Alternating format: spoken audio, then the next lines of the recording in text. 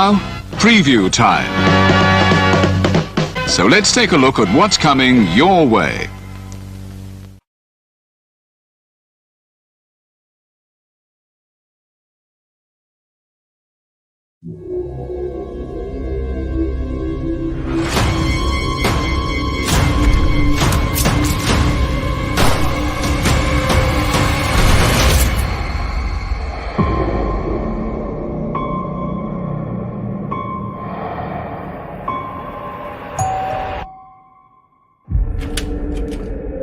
Oh, John, thank God. Williams, what the hell are you doing here?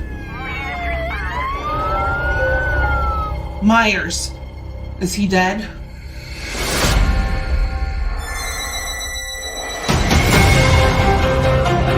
Myers has zero emotion. He has no motives. If he sees, he kills.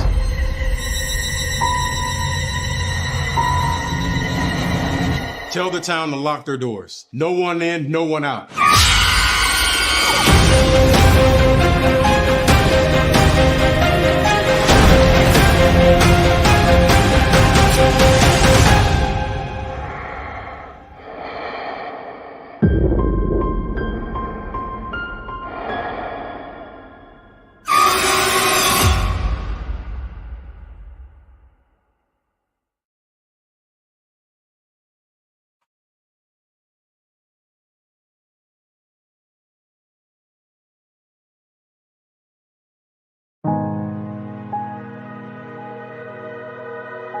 Gary Hebert, the man, the myth, the legend. I was amazed, and I was looking to become a better skater myself, and I wanted to be like Gary. When you look at a guy like this, he's one of the most talented people in his profession. He's been given gifts by God. It can get frustrating at times when you're trying things that, that maybe don't come as quickly to you as other things. And you never really felt that sense of frustration with Gary. It was always about improvement and positive reinforcement. Was it really the end? Was that head injury really the end? God has called Gary to continue to be a blessing to others and to be a passionate example. My name is Gary Hebert, and this is the World Academy of Hockey, otherwise known as the Inside Edge. I would recommend anybody that have a chance to come to his hockey school. I think it would be well worth it. It would be rewarding to all the kids and anyone he coaches, from whether it's an adult, a professional player, to a little kid like a Mike or a Squirt. Gary, from day one, has been instrumental to my hockey career. I started out as a potential Division III player, and Gary brought me single-handedly through high school and into a top Division I prospect. I owe it all to Gary, the biggest legend on and off ice there's ever been. Listen, watch, learn, be confident, and have faith. Those are the answers I was brought to. Yet, I only now am really learning how truly important those 5 things are. Through preparation, through appropriate thoughtfulness and thinking, we can learn to untie the typical knots between our ears that drive us into underachievement and underperformance. And lo and behold, we can learn, I think, to fulfill our God-given potential. Gary has the innate ability to make people not only better players, but better people. The life lessons they learn from Gary are incredible. I can always remember leaving that rink knowing as a player I got better, or I had something to improve on to get better. And I think that's what you excelled on as a coach, is giving us the knowledge to know what we needed to do to get better. There's coaches who know the game, but can you communicate and create passion in your kids and in your players? And Gary's able to do that. Gary's got great knowledge and the great hands, but more importantly, his ability to connect with people and care for them. His communication skills, to me, really stand out, separate him, and that's why he's one of the best, in the world. Gary's a legend. He's a special, special man.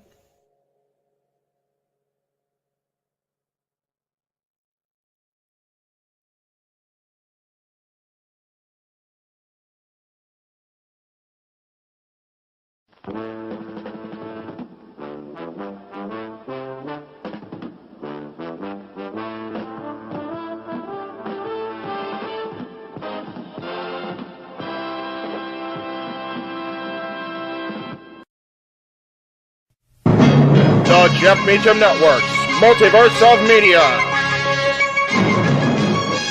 For over 15 years, the recognized symbol of excellence and the standard bearer in coverage of sports and entertainment.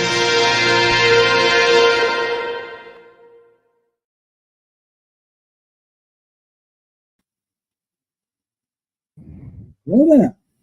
Welcome everybody to our coverage of TNA Impact here across the Jeff McNair Multiverse of Media on this Thursday night. It is already August 8th.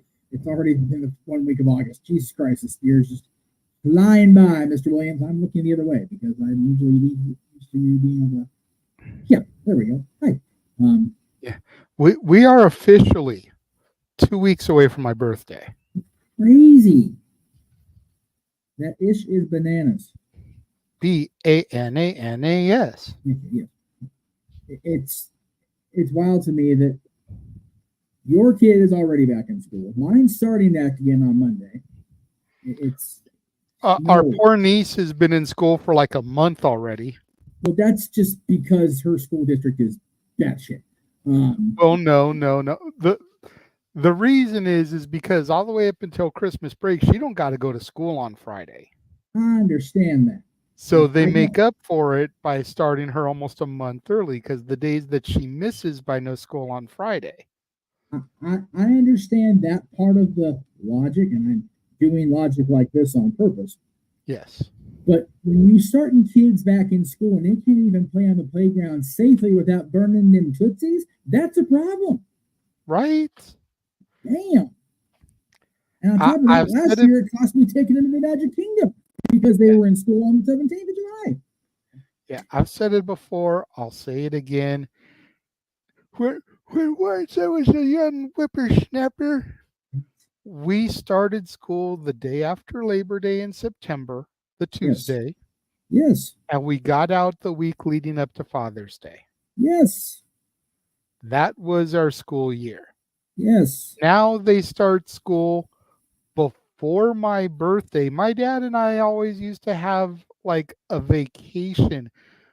For my dad would take his vacation during my birthday week, and we would do like the theme park world tour. Yes. We'd go to Universal, we'd rest a day. We'd go to Knott's, we'd rest a day. We'd go to Disney, we'd go to the swap meet on Saturday, laundry on Sunday, and then it was back for him to work. Yep. Like now my kid is going to be in school during my birthday. For context, JJ's dad was an educator, recently retired. So, yeah, educators went back to school same time we did, except maybe a week or two earlier to prep.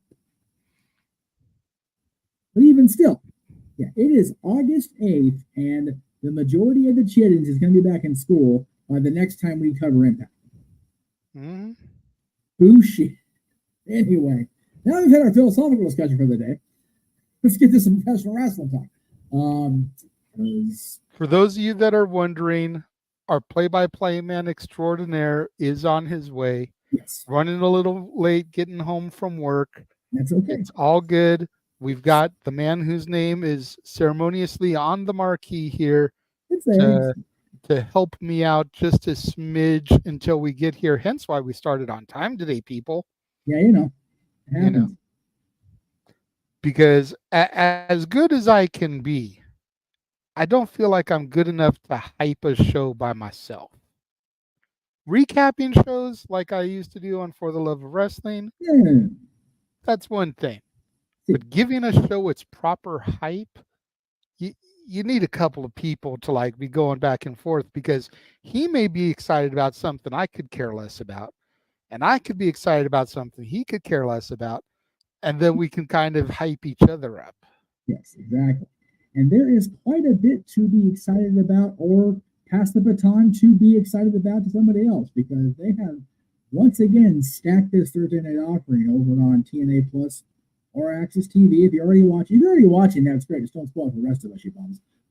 Or over on YouTube if you're part of that Impact TNA, whatever the hell they call that nowadays, insiders. And if you are watching already on Access TV, remember, no spoilers. We watch it commercial free on YouTube. So we've still got about 25 minutes till our feed begins. That way we don't have commercials.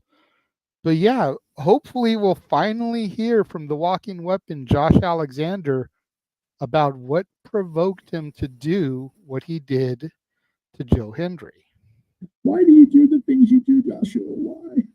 We just want to know. You know, and his former tag team partner in the North is in a prominent position on NXT. Yeah. Could we see a North reunion here in the not so distant future? With this NXT TNA crossover, I mean, it's funny you mentioned that crossover, JJ.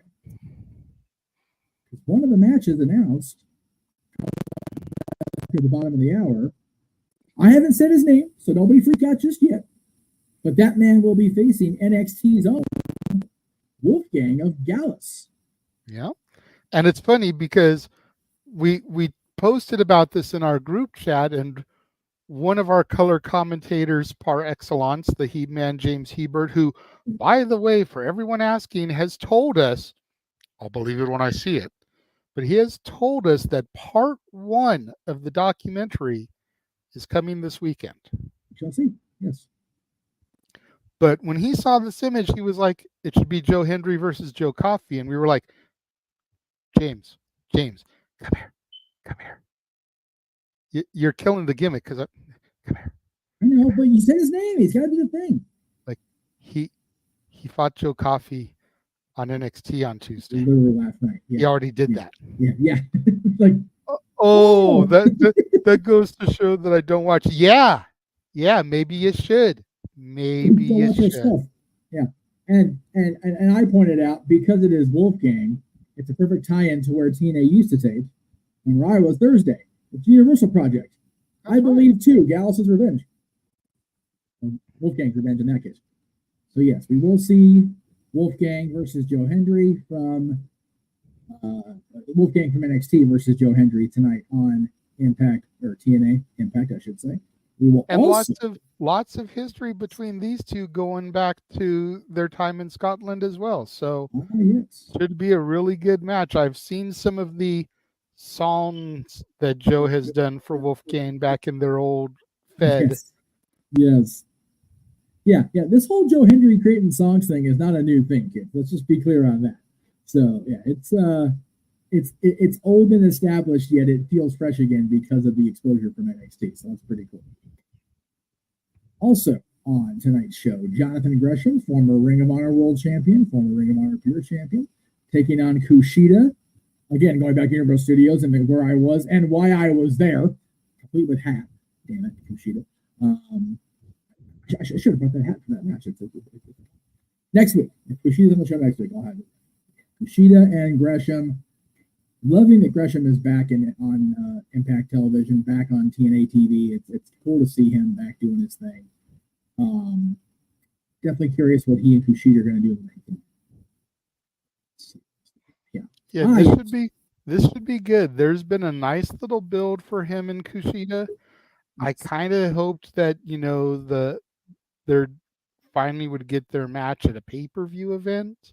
Yeah, but I'm sure this won't be the only time we see these two in a ring together. So highly unlikely in all likelihood. But yes, joining us now from the green room, he is home. We said his name earlier. He is appearing now. The Simple Man, our play-by-play man, Noah Foster, is here. How are you, sir? I'm tired, but I'm all right. Hello, gentlemen. Ugh. Good to see you, brother. Good to be here. At least you get tomorrow off. Yes, This is valid. Yes.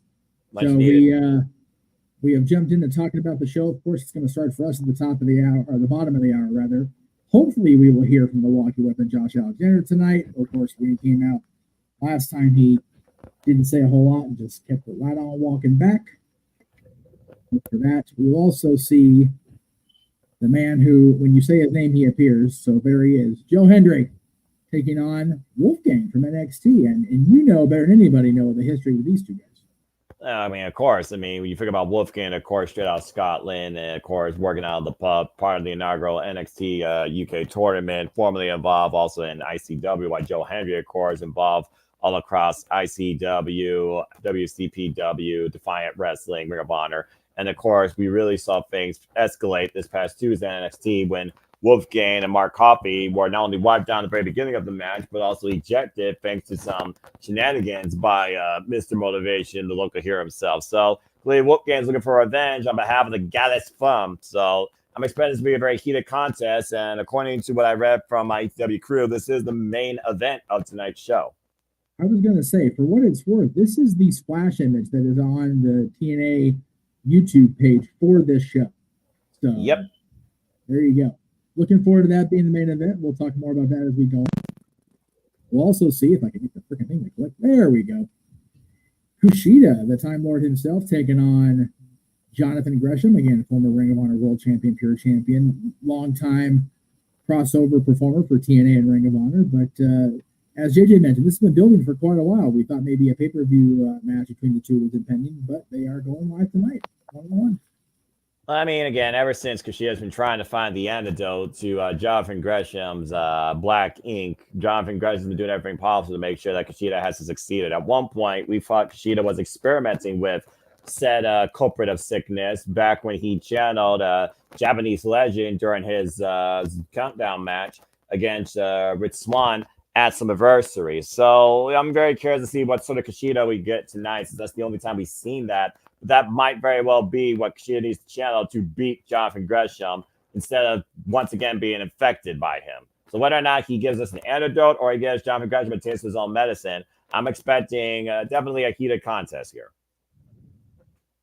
And as you were coming in, I loaded this graphic up, but we are going to see yet another open challenge match for the TNA Knockouts World title from Jordan Grace, JJ.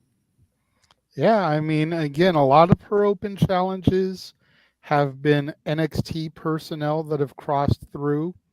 We already know Wolfgang is going to be on the show. Is this going to be another NXT talent crossing the line, as it were? Or is there someone within the TNA landscape that has been eyeing the championship, eyeing Jordan Grace, that is going to take this opportunity? I mean, again, we've already seen Ash Bell against, we've seen Izzy Dan, we've seen Tana Paxley, we've seen her already overcome the likes of Tasha Steeles, and Zara Brookside, of course, right now is helping men a broken heart, even though she got her, union.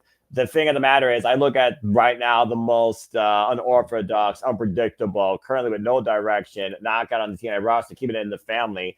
I think we're going to get more told tonight about when it comes to Rosemary. I think she has a black rose waiting for the juggernaut. Being a former TNA Knockouts champion herself, seeing that she's lost everything and has nothing, maybe this is what she is looking for, some sort of like self-redemption or some sort of sense of belonging. You don't belong any further in TNA besides being the TNA Knockouts World Champion, being a former champion herself. And she hasn't been involved in the TNA Knockouts World Championship picture for probably the better part of a year, if I'm being honest. So I'm going to go out there and on a limb and say that Rosemary shows up tonight. As long as not, I don't think Ash Biolicus is going to take advantage of this, as long as Rosemary is looking to murder both her and the personal concierge. So I'm holding out for Rosemary.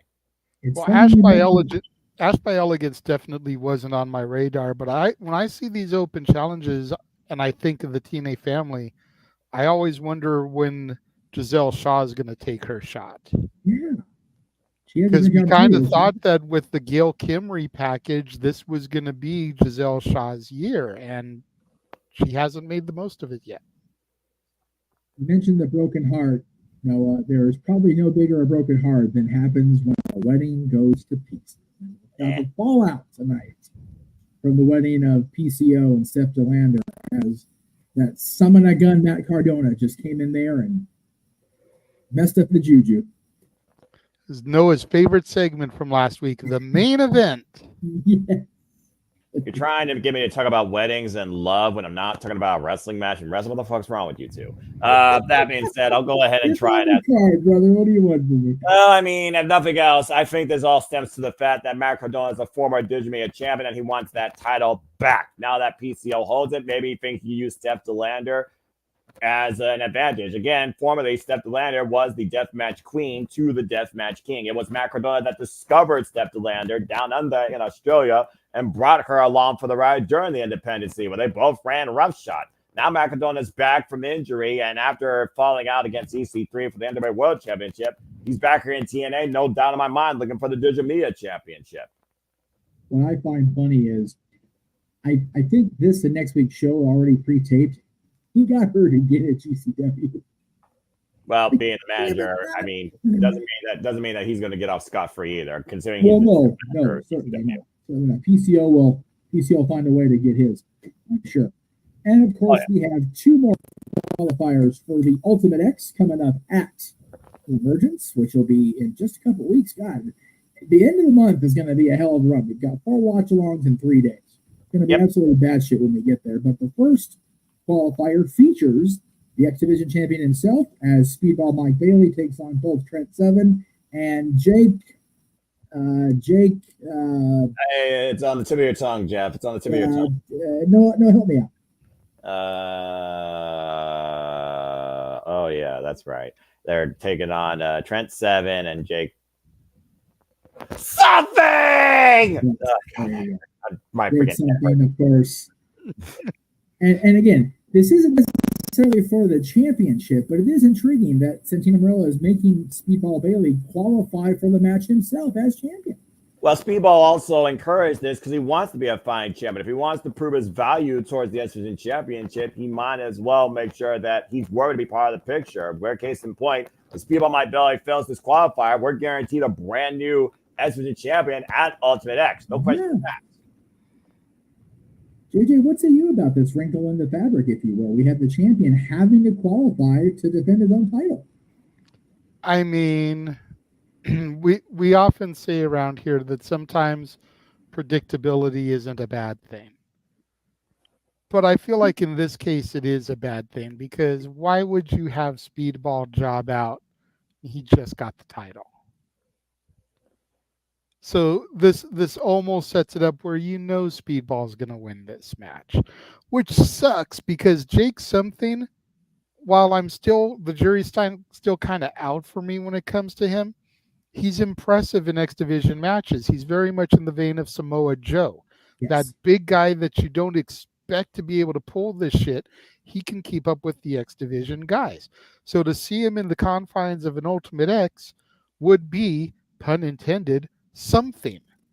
And then you've got Trent Seven, who I think would be a great addition to the match too. Like, I think seeing him fight for the title or an opportunity at the title, I think he'd be able to pull off some amazing stuff. But Speedball again just got the title, so they're not going to have him lose this match. It's just not going to happen. I feel that's slightly disappointing. Like, I almost think Speedball should have just got thrown in the match, or it should have been the Ultimate X should have been for a shot at his title, as opposed to this. It's my only downside for tonight's show, honestly. The match will be fantastic, but yes. The other X Division qualifier, Ultimate X qualifier, is one that up until, was it this morning or yesterday? Yeah, earlier today. Earlier today, it was going to be Zachary Wentz, still no doubt suffering from the betrayal of Wesley on Tuesday night's NXT, as well as Casey Navarro taking on a mystery third opponent. And lo and behold, TNA once again rears its head. Dante Chen is up for qualifying for the Ultimate X match, Noah.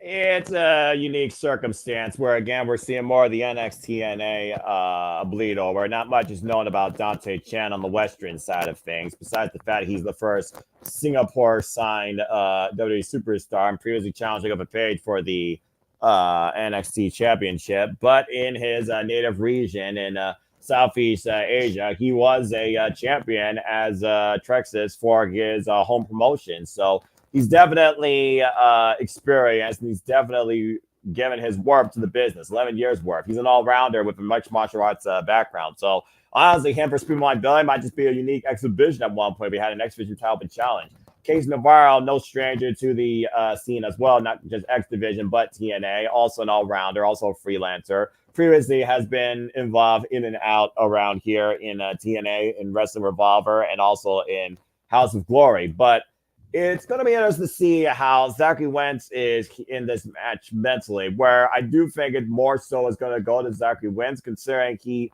wants to follow in Trey Miguel's footsteps, being the fact that Trey is a multiple-time former X Division champion. But between the unknown, between the level of experience, between the backgrounds that each man offer here, this match is a bit more of a who's who.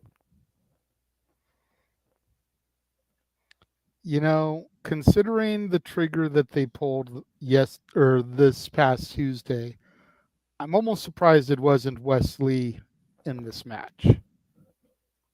And Wesley could have been going after Zachary Wentz. I know it was filmed before the turn, which is probably why they didn't go that way, because they didn't want the fans to be scratching their head as to why on one night the Rascals are in trios action and they're being successful, and the next night during the TV tapings, Wesley and Zach Wentz are at each other's throats.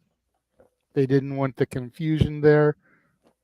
But I'm a little bit surprised that they didn't try to go with Wesley in this one. I'm not. I think, again, you let that stew. We still have to get an explanation from him. And even though he's not in this, it doesn't mean he won't come out here and try and cost his Rascals. Desmond Xavier, of course, formerly was involved in TNA. But someone tells me that Wesley's going to go in a different direction. Whether or not the Rascals look for revenge down the line or look to show him no mercy, or even pick that up at some point, maybe towards Bound for Glory in a call your shot gauntlet scenario, as Bound for Glory usually does.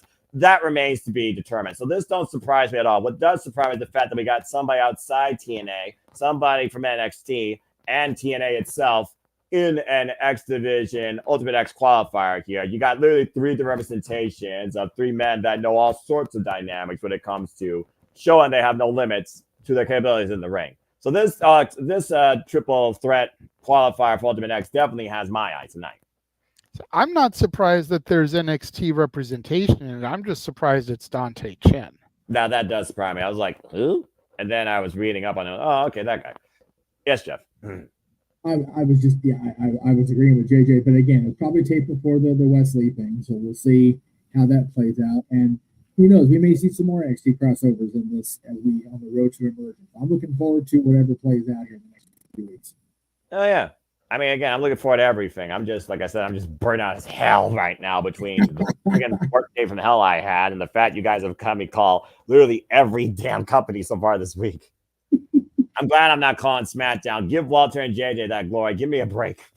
I can't. I'm going to be at BJ's. I have to work tomorrow. He is working tomorrow, so it'll be...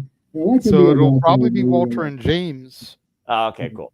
Yeah, give the alternative team some Michael Cole and Pat McAfee, the freaking SmackDown reigns. Corey Graves and whoever that guy is at ESPN. Go ahead. I mentioned earlier the weekend at the end of the month. We got a few more minutes here before iMPACT goes live. I just want to point out to everybody that we are building toward what is going to be a jammed weekend. The weekend after All In London. We are going to have no less than, as I said, 4 watch-alongs over the course of 3 days.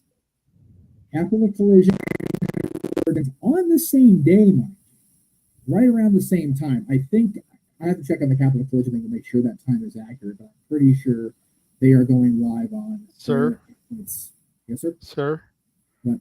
Capital Collision says Saturday, August 30th, and Emergence says Friday, August 30th. I see it. I know. It's all right. Noah, would you like to give us that great 5-letter B word? I mean, I made the song grab it for a reason. Sorry, Jeff, but you did do it. Botch. All right. Yes. Anyway, both those on Friday, the 30th. Berlin on Saturday for WWE, and then Sunday NXT will feature no mercy. Luckily, Berlin is early enough in the morning we can do open mic night and still catch an actual day of stopping in between. But we are ever expanding our coverage of things, and we really appreciate everybody along for the ride. We really appreciate everybody that tunes into these things on a regular. And I just want to throw a wave out there to everybody on behalf of people like Chris Jericho, for example, and say, "Hi guys! Hi guys! Oh, hi guys!" I'm not buying that. Yeah, you are. No. So Noah, which shirt would you rather be caught wearing? This one or the Chase U shirt? Blank white tee. No, that wasn't an option. Well, it is an option. I have one. No, Your options are that Learning Tree High Guy shirt or the Chase U shirt. I don't look. Here's the thing. Hi, Jeff. Buy the shirt. Buy that shirt. I would buy that shirt. Okay. Again, I can plead the fifth because A, I'm cheap, and B, I have a plain white tee, and I don't even represent wrestling when I go to shows. I just represent me. Simple as that. We encourage it, by the way. Please buy the Definition Network t-shirts and wear those to wrestling shows. They're not wearing AEW shirts to WWE shows, which just irrationally chaps my ass, but it does. It is what it is when it comes to that company and its brand-based loyalty, as far as making sure you only wear us or else. We'll have you wear it inside out. Damn it. Oh, God. Unfortunately for the multiverse, I don't know what my schedule is for the 30th yet. That one hasn't been dropped, but I have been working pretty much every Friday. And so I may be out of action, and considering that's a simulcast, that takes me out of the loop more than likely. Anybody wishes to, audition or fill in, so I can produce rather than have to, do analysts for one of those shows, please let me know. I mean, I'm sure we'll figure it out. It wouldn't be the first time that we did back-to-back and couldn't do simulcast. I'm sure we'll figure it out because right now we know emerges. We got the Ultimate X to determine X Division champion, whether it's People by Billy or somebody new. We know that at Capital Collision it will be Gabe Kidd defending his strawweight championship against Leo Rush. We know at Bash Berlin it's Goop for defending the World Heavyweight Championship against Randy Orton. And we know at No Mercy, nothing. We know nothing as of yet because NXT is still in the fall for Great American Bash. Just that. Yeah, exactly. And then also, as far as Bash in Berlin goes, and I already told Jeff about this, there's a possibility that we may be doing familial stuff during the day when Bash would be on. So if I am not scheduled at BJ's, I'm out for that one as well. Okay, good to know. Well, luckily we have Big G on the call. So either way, I'm here. I'm here for all of it. I just don't have Fox. And we've got Mr. Reliable who's willing to tag in. Yes. We're covering all the stuff from now what, folks, in this crazy week of nonstop content, all the wrestling. Shout out HW family. And I haven't had a request to add WrestleCade weekend as far as the WrestleCade show and the Ladies Night Out the night after, because those are both beyond. You said the Title Match Network or Triller? Yes. Title match. So yeah. Yep. I mean, it's. I mean, we're already doing Turning Point that Friday. Correct. And then the other two shows are happening from the same venue. Right. Don't know any matches yet, obviously, because it's way too freaking early. But I'm sure that the WrestleCade Super Show will have some of the talent that's going to be appearing that weekend. So that's the last weekend of November, early December, you said, right? Correct. Yes. November 30th, Survivor Series also. Keep that up. Yep. So okay.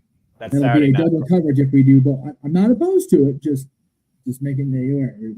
We got one show in the Pacific Northwest, and then one in the Southeast with WrestleCade. So we will. I use so much of my brain power in one day of my life. My God. Sorry. No. I am so damn spazzed out right now. No, if you need to have a day where you go, nope, then you need to let us know as always. And speaking of, off we go with Impact. Enjoy, boys. All right. Refresh the feed. Of course, we look back at last week. Let me go ahead and get myself together. Now that I've woken up a little bit, now that I'm finally away from those fucking Dell PCs. Again, folks, welcome to JMN Multiverse of Media live watching schedule here for the total nonstop content week here where we cover all things registered JW family on the Twix and social media platforms. We look back at last week's TNA Impact. It was the last match of Mustafa Ali, who was looking to make the TNA World Championship great again against the one-man Nick Nemeth, as Nick Nemeth was able to take him into the danger zone and have his first defense. But as we talked about, JJ, of course, no Fox, JJ Williams are on the call. Josh Alexander, Frank Kazarian, Joe Hendry, Moose. There are a lot of people right now with the one-man in their sights. And, of course, we also saw the rather unique union of PCO and Steph DeLander alongside wedding attendees Rhino, Zaya Brookside, First Class, AJ Francis, and Rich Swan, Destro, and of course the director of the ceremony, Santino Marella, And then that sentence happened and you called it. We had a very unwelcomed guest who made sure everybody was not always ready for him. Damn it. This was so good. Oh my God. This was so good. These freaking weddings are going to kill me before this industry dies, which will be never. But then to your point, Matt Cardona came out with a present, or at least what appeared to be a present, and it was a cinder block, a brick, part of a tombstone that he cracked over PCO's skull. And he dropped Santino in the process. Destroying the wedding. Instead of saying this is about me, as Zaya Brooks, I went to counsel her. PCO standing tall alongside his loving bride. And speaking of which, well, she seems to be in better spirits. Steph DeLander inviting us to her honeymoon and showing us some of the lingerie that she is going to be wearing on the honeymoon. Don't need to see this. I mean, I didn't sign up to see it, but I'm not opposed. You are a sad, strange man. You know that? Hey, you know what? Give me some credit. I didn't start, going all goo goo gaga. I immediately said I did not sign up to see this. Well, that is not why I am here. But fair I'm enough. also not opposed to it. Well, all right. But that being said, welcome everybody to TNA Wrestling, total nonstop action. We are underway. Welcome to the show. Let's freaking go. Hello, everybody, and welcome once again. Again, if you want to dictate the conversation, go ahead and dictate. Castlane Studios, Jeff Beecham Network, bleh, Greg Chamberlain, Super Chat. It's as simple as that. As we are, of course, emanating from Tampa Bay, Florida this time on the road to emergence as we are trying to figure out who will be part of Ultimate X. And so much more as we kick things off with the system, looking for a reboot after everything fell apart at Slammiversary. Now, the $1 million question is, will Control-Alt-Delete work here? Or has the system crashed for good?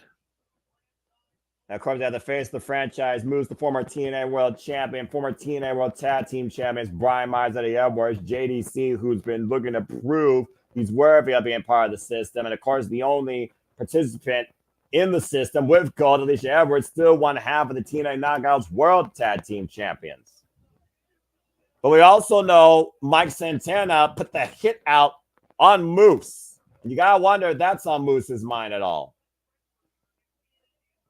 Definitely think that he's got it on the forefront there, but did you ever think that Alicia Edwards would be the one member of the system still holding gold? No, I figured she'd be the first one to lose it, but I guess that goes to the testament of this person that's been in TNA since 2017. Quite a night on tap, as we talked about earlier during our pre-show. 2 triple threat Ultimate X qualifiers, TNA Knockouts World Championship Open Challenge. And then the main event, of course, Joe Hendry takes on Wolfgang, representing NXT and Gallus. Oh, good Lord. Alicia Edwards asking us if we want to know something. I agree with that fan. She's sick and tired of us stupid fans thinking that the system is failing. I mean, it is. Something. she wanted to know something. And the audience is telling the fans that she's trying to talk here, so that we need to shut our mouths. I can't shut up, Alicia. I'm relaying your promo to the viewers. Well, it's not like anybody wants to hear it tonight in Florida. I'm just saying. Saying, take a look at this. This means that I am one half of the Knockouts Tag Team Champions. That you are.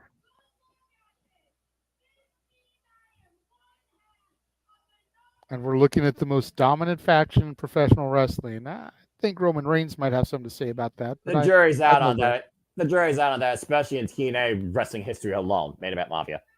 Members of the system will hold gold again. We now go to Eddie Edwards. Yeah. If nothing Crowd else, she's standing delete. Well, Brooker Matt Hardy, of course, helped with that.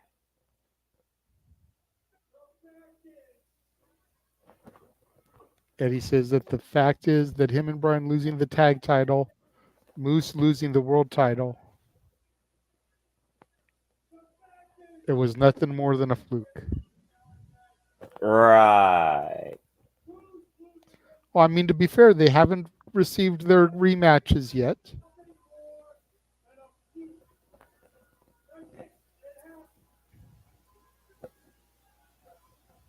You know how it goes sometimes when it comes to rematches here. Not necessarily automatically given, somewhat proven and earned.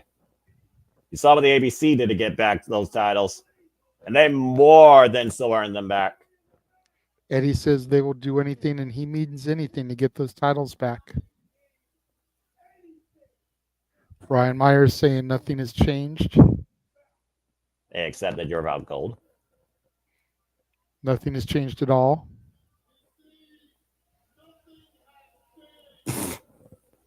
The system is still the greatest faction in professional wrestling today. That may be because the bootleg bloodline is garbage. Well, that I do agree with. I'll give you that. And if you disagree with that, you're just delusional.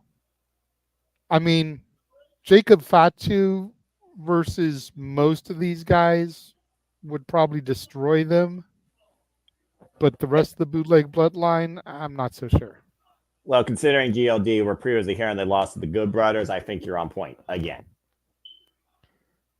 Jacob versus Moose would be interesting, but Jacob would probably kill the other three members. Oh, there's no doubt in my mind about that. Former MLW World Heavyweight Champion. But I'll give Eddie Edwards credit. He's a former TNA World Champion.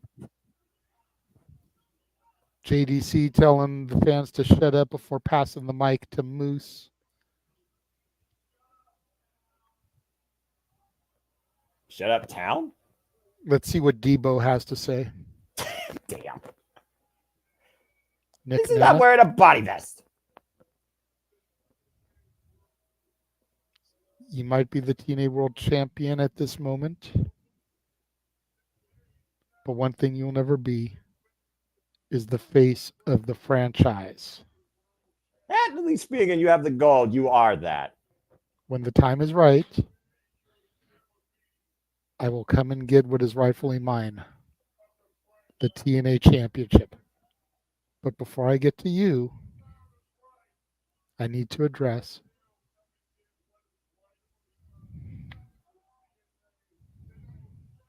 a lunatic in the locker room walking around telling people that he's afraid of him. Mike Santana. Uh-oh, I was talking about him earlier. I mean, have you looked at my resume? But he literally made sure he wasn't involved in that match.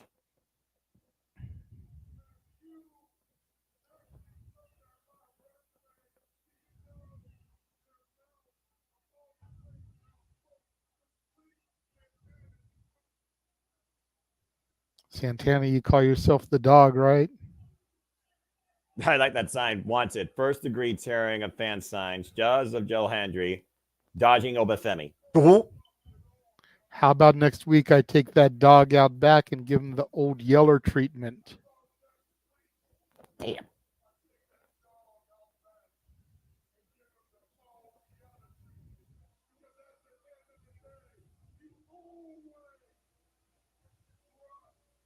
Okay. Well, clearly the system knows what they want to set their sights on. Absolute dominance. Sounds like the system has finally found that confidence they were lacking after their fallout from Slammiversary.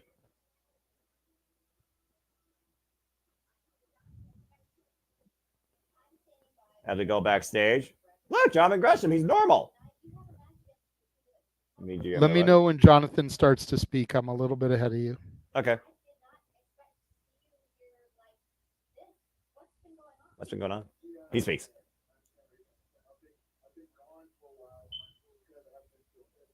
You haven't been feeling well. Gee, I wonder why. He's here and he's ready to go. Oh, and here's Kushida. Kushida. Gresham extends his hand. Kushida doesn't know if he can trust him.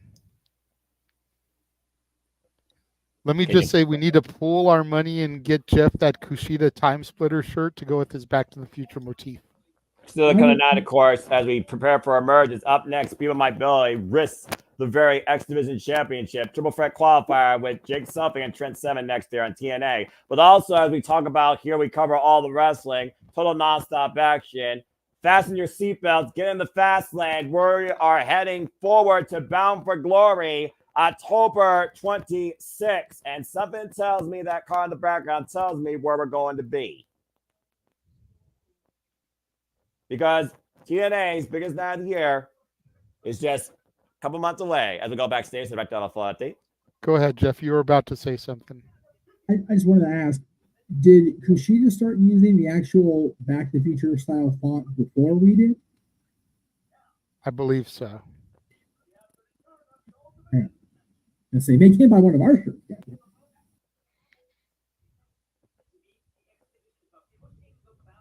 As we got pushing the boundaries.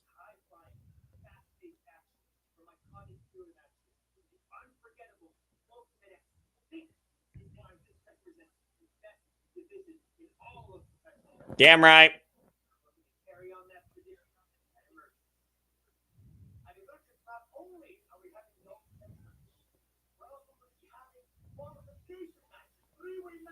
Three-way matches.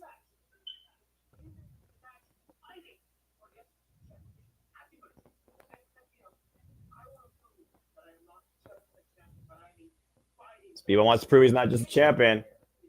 He wants to prove he's a fighting champion. If you have it, then bring it.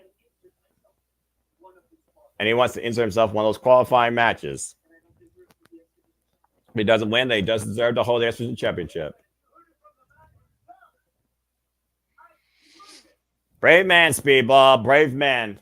I respect you, but I also do think you're a little bit crazy.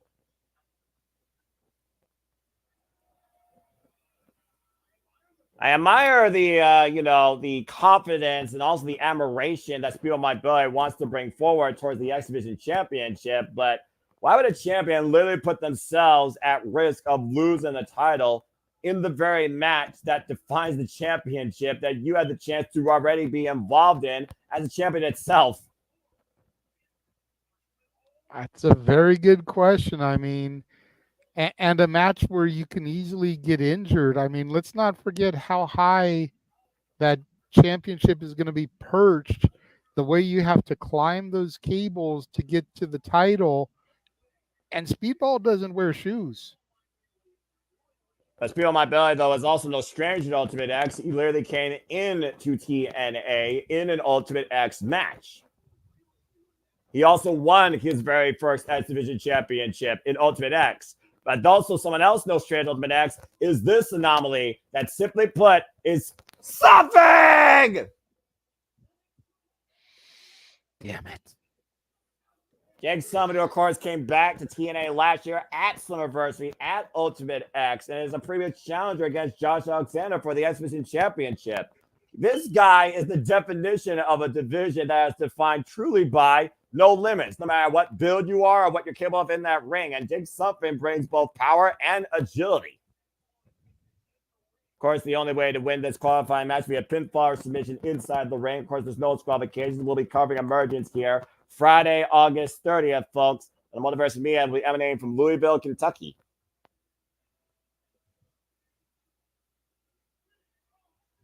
And then there's the champion. That title's so beautiful. I love it. I still prefer my variation, but that is a nice looking belt. I will give you that. Oh, boy. And again, let's keep in mind, JJ, straight up, if Speedball Mike Belly doesn't win here, not only are we guaranteed a brand, not only does he not be part of Ultimate X, he will lose the X Division Championship. We're guaranteed a brand new champion. Speedball Mike Belly fails to win this qualifier match. And like I said, out of all the matches tonight, this one is probably the one I'm least excited about because it's so predictable. Speedball just got the belt. You know he's not going to lose. Still going to be a fire match. I'm still looking forward to seeing the action, but knowing that he's going to retain kind of takes me out of it a little bit. Not going to lie. Well, I mean, weirder things have happened. I mean, all it takes is 3 seconds. You know that as well as I do. And if it's one thing we've learned in TNA, especially with predicting, it's not necessarily that easy to predict, especially on pay-per-view. Speedball right now, Jake something. And I almost wonder if Speedball Mountain's going to work together to neutralize Jake Summit. Let's not forget, Trent Seven and Speedball are a tag team. They respect the morals of professional wrestling and wish to show the best from it. Well, you did just see that brief handshake there as the bell sounded between Speedball and Trent. And Jake Seven right now, his own momentum Sam up and over the outside of the ring. Now Trent Seven looking for the roll-up and almost pinned Speedball there. Trent Seven, of course, who challenged Mustafa Ali for the SC Championship back against the odds. Here's the cover. Backslide. Kick out at 2. Oh! The fact that Speedball, again, is qualifying for his own title defense. Triangle moonsault out the corner off the second. Inside out, wiping out Trent Seven. It was going for Jake Something, but Jake Something got out of the way. Great scouting by Jake Something. And right now, Jake Something trying to goozle my belly, but Speedball taking advantage of the arm and vicious kick to the chest. Staggering Something. Uh-oh. Got caught. Whoa! Sends the Turner. Sending Pounder out of the ring up and over the rope with a T. Harris counter. Still kind of nine, another Ultimate X triple threat qualifier with Zachary Wentz, Casey Navarro, and NXT's Dante Chen. And oh man, what the hell? Jake Something kept hold of him the entire time Speedball gave that Hurricane Rana. Got an apron power bomb after using it. Speedball as a pendulum. Jesus. Really, the sheer power by Jake Something there. Again, I said it earlier. We saw what Jake Something brought against Mike Santana. This guy is a freak. An absolute powerful freak. He's had his eyes on the SWC Championship for at least the last year and a half. And right now, Bailey's nowhere to be found in the ring. Very dangerous here, where, of course, he will not be involved in any decision that could come into play here. And Jake Something might just not Trent Seven's teeth out. I mean, you don't recover that easily from a powerbomb on the apron where wood meets steel. I'm just saying. No, you do not. That one I can't speak from experience on, but I can only imagine. Yeah, right. Jake Something teeing off against Trent Seven's back. And Trent Seven, though, hoisting up something up on the shoulders. This people missile drop kick, Samoan drop combination. Able to connect against Something and use Trent Seven's momentum to drop Something in the process. Speedball coming out of nowhere there. He had been MIA up until that moment. And, of course, we know later on Silicon Night, Jordan Grace is an open challenge for our TNA Knockouts World Championship. We'll also hear, allegedly, from the walking women, Josh Alexander, running shooting star by Speedball, cover on Something, only a 2 count. And also Silicon Night, our main event, Joe Hendry will take on NXT Gallus Wolfgang. And these two have bad blood and history going all the way back to ICW. And, of course, still to come later tonight, JJ, we saw the car must have been stuck at the red light. We still have to get our huge announcement regarding Bound for Glory. DDT! Yep. Shoot the half lateral press, covered by Trent. Gets a 2 count on Speedball, Mike Bailey.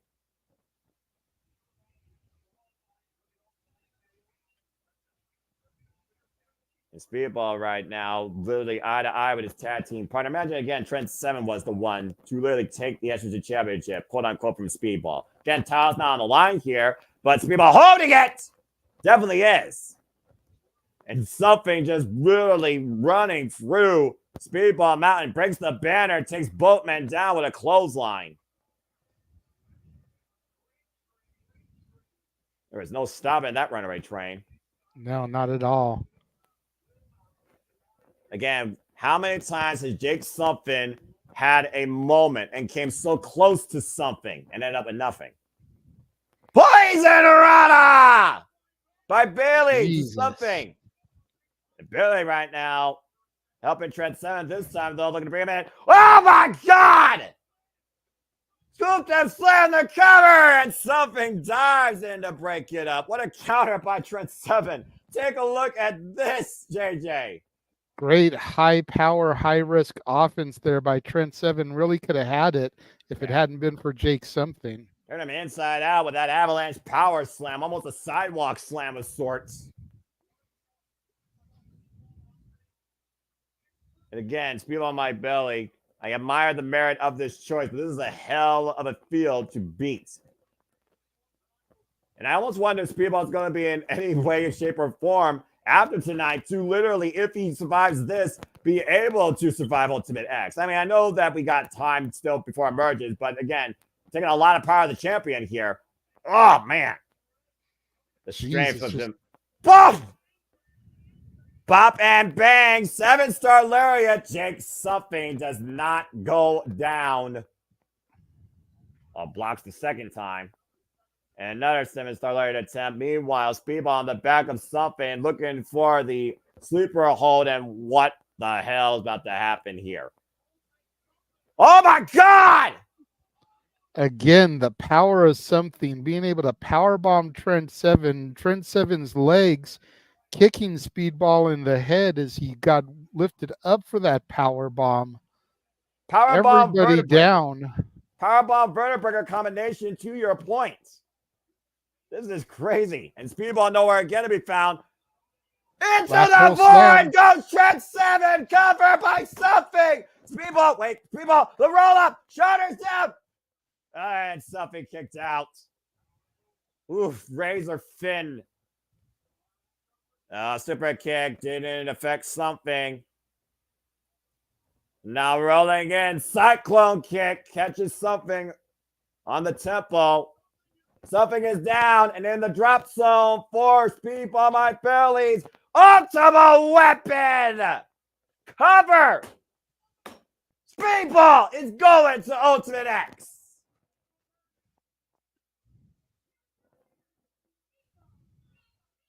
And so the first of 6 participants is known as Ultimate X returns at Emergence Day.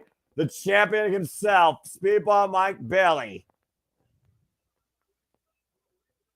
Excellent match, though. Again, something is something. But when will he achieve something? You tell me. Never.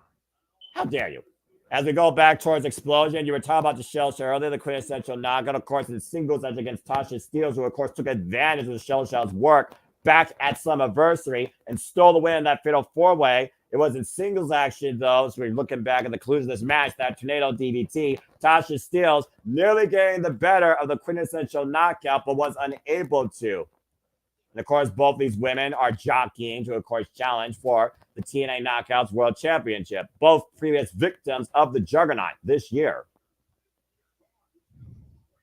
With Shaw, who challenged Grace back at No Surrender and went MIA before returning home courtesy of Gail Kim. Steelz again stealing the win, using the ropes for leverage.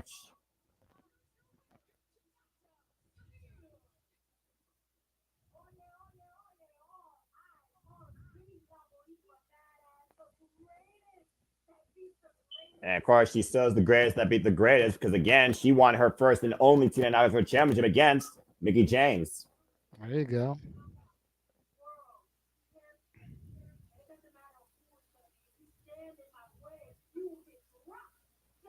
If you stand in her way, you're going to get dropped.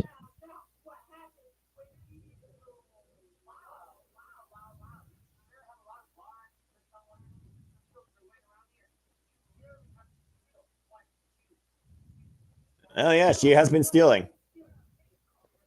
I mean, her last name is Steelz, so. Wait, Santino. That's send him a gun. Thank goodness we got some authority here. Resolution? Next week. Another match. 2 more referees? Wait, what? Did I just hear that correctly? Tasha Steelz versus Shell Shaw with 3 referees? Is that a first? I think so. Someone look that up for me. I mean, we've definitely had outside enforcers, that type of thing, but I don't think we've ever had 3 referees in a match. Well, speaking of the Knockouts World Championship, still to come tonight, as I'm still confused by that. Thanks, Santino, once again. Jordan Grace defends her TNA Knockouts World Championship against anybody willing to step up against her. And still to come in our main event, Joe Hendry goes one-on-one with Giles' Wolfgang. But coming up next, Kushida goes one-on-one with a normal Jonathan Gresham. As I was talking about earlier, though, of course, the next time we cover TNA actually on pay-per-view, it will be in October 26th, where we'll see who truly is bound for glory. The question is, where?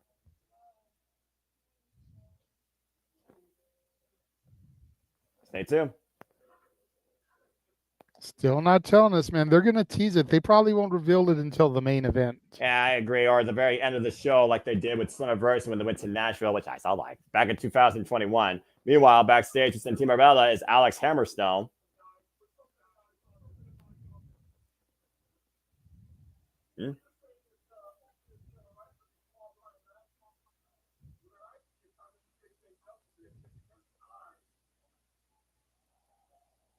Hammerstone once in these X Division qualifying matches, the Ultimate X qualifyings. Yeah, no kidding. What? Santino has put Hammerstone into a qualifier, but Eric Young is there. Well, Eric Young's held every title in this company, to be fair. Everything except the Knockouts World title. Thank Christ. And of course, Eric Young has unfinished He's been business. half of the Knockouts tag titles. You have to bring that up. Did it happen? It did. Did it happen? I don't want to go back in time. Let's bring Kushida to the present and focus right now on what's in our screen. You don't want to go back in time, but we've got the Japanese Marty McFly on our screen. Hello. He's traveled to 2024, and he's not even channeling back in, JJ. And this is the former multiple-time IWGP Junior Heavyweight Champion. And speaking of New Japan Pro Wrestling and Junior Heavyweights, the heavyweights Uya Umera goes one-on-one with Konosuke Takeshita, the Alpha. You can watch that G1 Climax 34 B-Block match coming up after TNA Impact tonight on Access TV. I know that's already happened, but I might actually have to check that out. It was a fucking amazing match. G1 has been amazing this year. All right. I'm sure Takeshita probably won that one, but still, to see the one half of Joya going up against the Alpha Takeshita, that just had to be something. Oh, it was. Well, I'll be damned. It's actually the Normal Foundation, the Octopus, the man himself, Jonathan Gresham. I mean, again, we haven't seen Jonathan Gresham ever since that black ink got swabbed out of his mouth by Kushida. And originally he was supposed to face Kushida during the countdown to Slammiversary. We haven't seen him in this form since his return to TNA, JJ. Interesting. I wonder if this is just a mind game, a little bit of a decoy, if you will. Make Kushida think that he can trust Gresham before Gresham goes back to his darker ways. And Kushida or was the other gimmick just not really getting over, so they reverted back? Did a little retcon, if you will. Well, I mean, the thing that I wonder, though, Gresham channeled that darker nature to think that would move him forward, because prior to that, let's be honest here, he hasn't really done anything of high achievement here in TNA wrestling. He challenged Alex Shelley for the TNA World Championship, lost. He previously was a tag team along Spill My Billy, they lost. And of course, the last time he faced Kushida one-on-one prior to that metamorphosis, he also lost. But he still is one of the most purely founded wrestlers in this business, one of the most recognized Ring of Honor pure champions, Ring of Honor world champions. So that has to count for something when it comes to the pedigree of Gresham. Something. The side headlock applied right now by Kushida, grounding Gresham. Of course, Gresham's known as the octopus because sometimes when you wrestle Jonathan Gresham, you might as well be wrestling somebody with 8 arms. That's fair. And once again, at the outset of this match, Noah, you were talking, but Gresham tried to put his hand out for a handshake from Kushida, and Kushida wanted no part of it. Kushida doesn't trust Gresham, and I don't blame him. No, I don't either. Again, he was the first victim of Gresham's return and that black ink that made Kushida sick. Drop toe hold by Gresham now. Again, throwing off Kushida. Well, again, both of these men are mat-based technicians. Okay, let's just call it what it is here. This is going to be a catch-as-catch cam clinic. It's a matter of who could ground the other. And right now, Kushida holding Gresham in place. Of course, Gresham applies the hoverboard lock, that Kimura submission, while Jonathan Gresham, of course, can apply multiple submissions at one time. Whoa! Taking him down. His shoulders were down, not even for one count, though, as Kushida maintains his grip. Try to deliver a belly to black suplex. Kushida lands on his feet. Headlock, head shoulder takeover. Kushida continues to control Jonathan Gresham here. I almost do wonder, though, if Gresham did show up in Montreal Summerversary, would have we seen that side of Kushida still? Was that what Kushida was planning for Gresham? Possibly.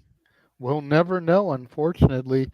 Just like the question of how many licks does it take to get to the Tootsie Roll center of a Tootsie Pop? Or when the world may never know. Or when they were both Shayna Baszler correctly in WWE. What? Happy birthday, by the way, to the Queen of Spades, yes, Shayna Baszler. Yes. I was going to throw that out there eventually here this evening. Ooh. Manhattan drop there. Right down the tailbone there as Gresham drives his body through Kushida. I mean, we've been waiting for this match since Slammiversary. And this match continues here tonight on TNA Impact.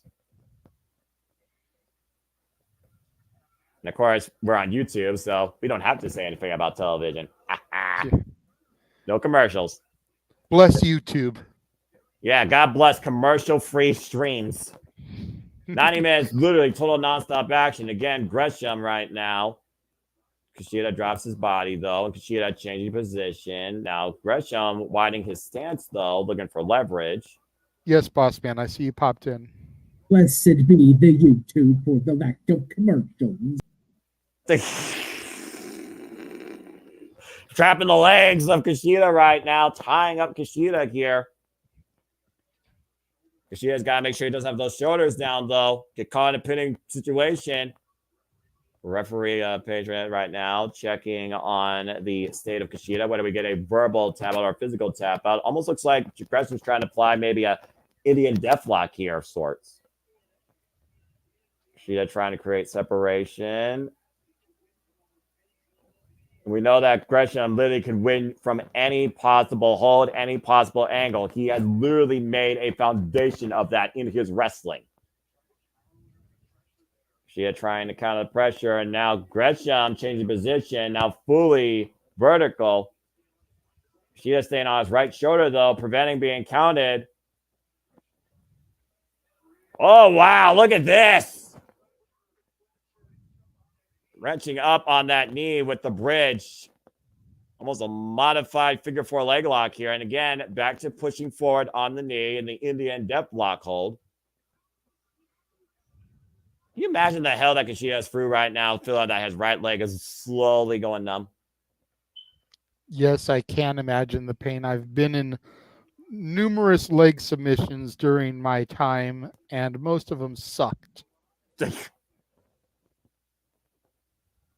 And shoulders down. Kushida, though, had to be careful there as he was hoisting up Gresham and placing himself down the mat. He's got to find some way to break the pressure here. Find a rope break or turn over. And finally, Kushida finds his way to the ropes. Good grief. Finally able to position his body. You still see the angst right now on the Time Splitter's face. And when we've seen Gresham do this before, he's tied up. He can't get loose, JJ. What a unique circumstance. Right. Referee trying to break him up here. Trying to separate these two. Come on already.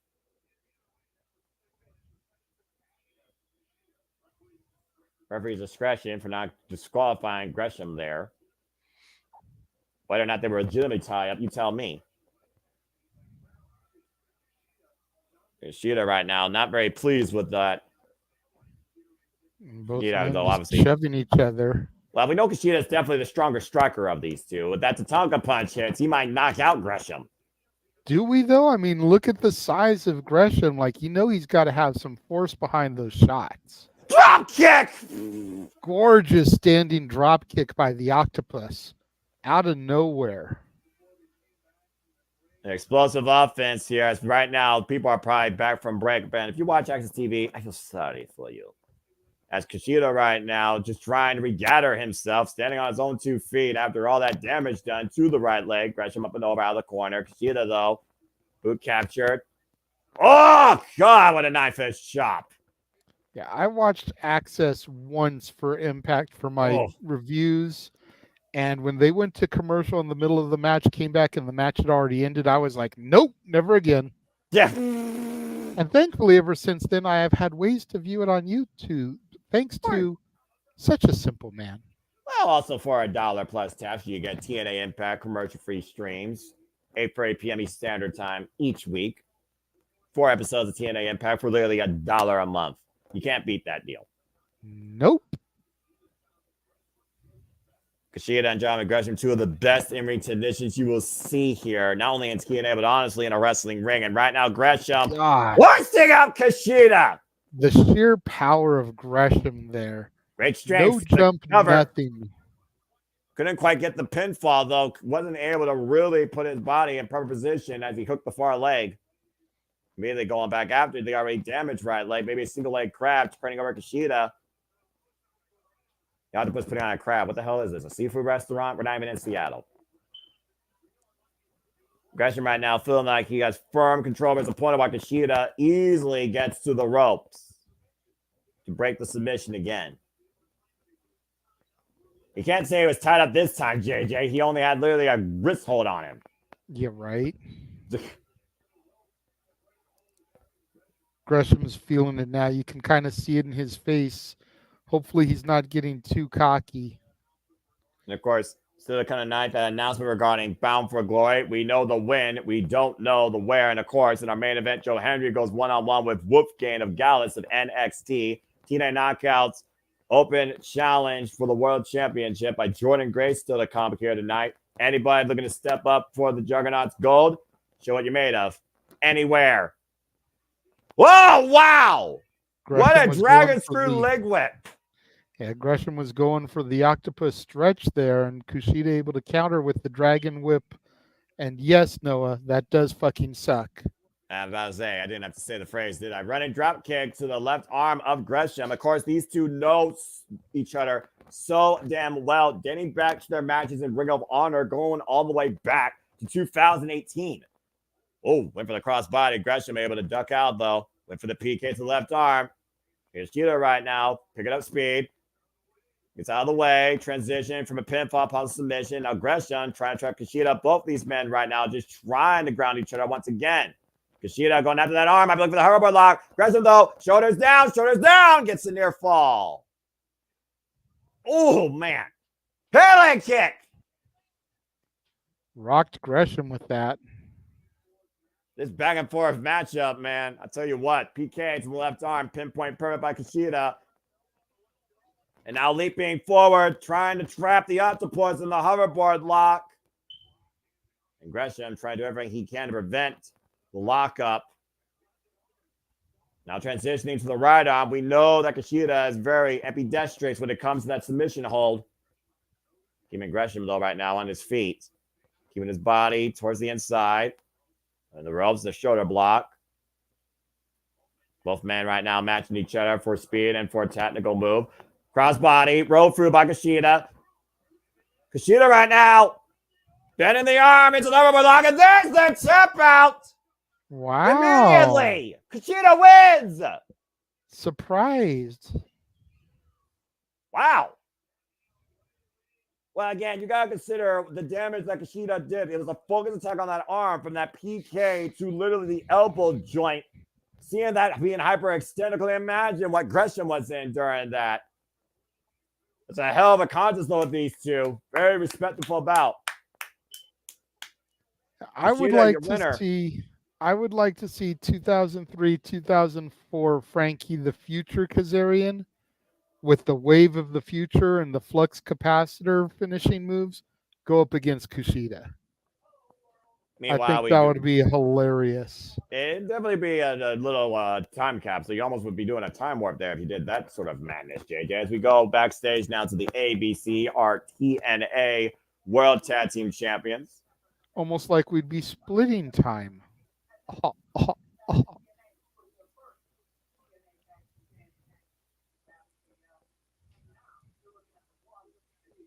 course, we're looking at the 3-time TNA World Tag Team Champions.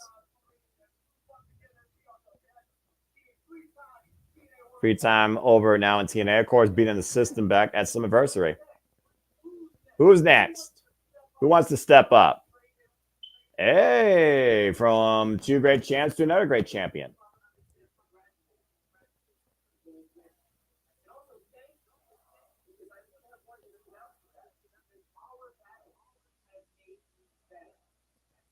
Respect. Game respects game.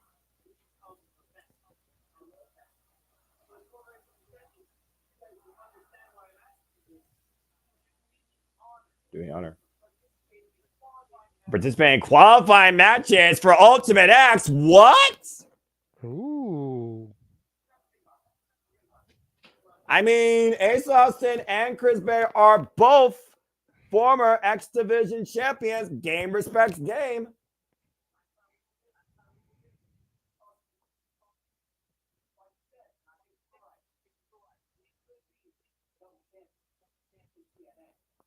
But only one of you can be.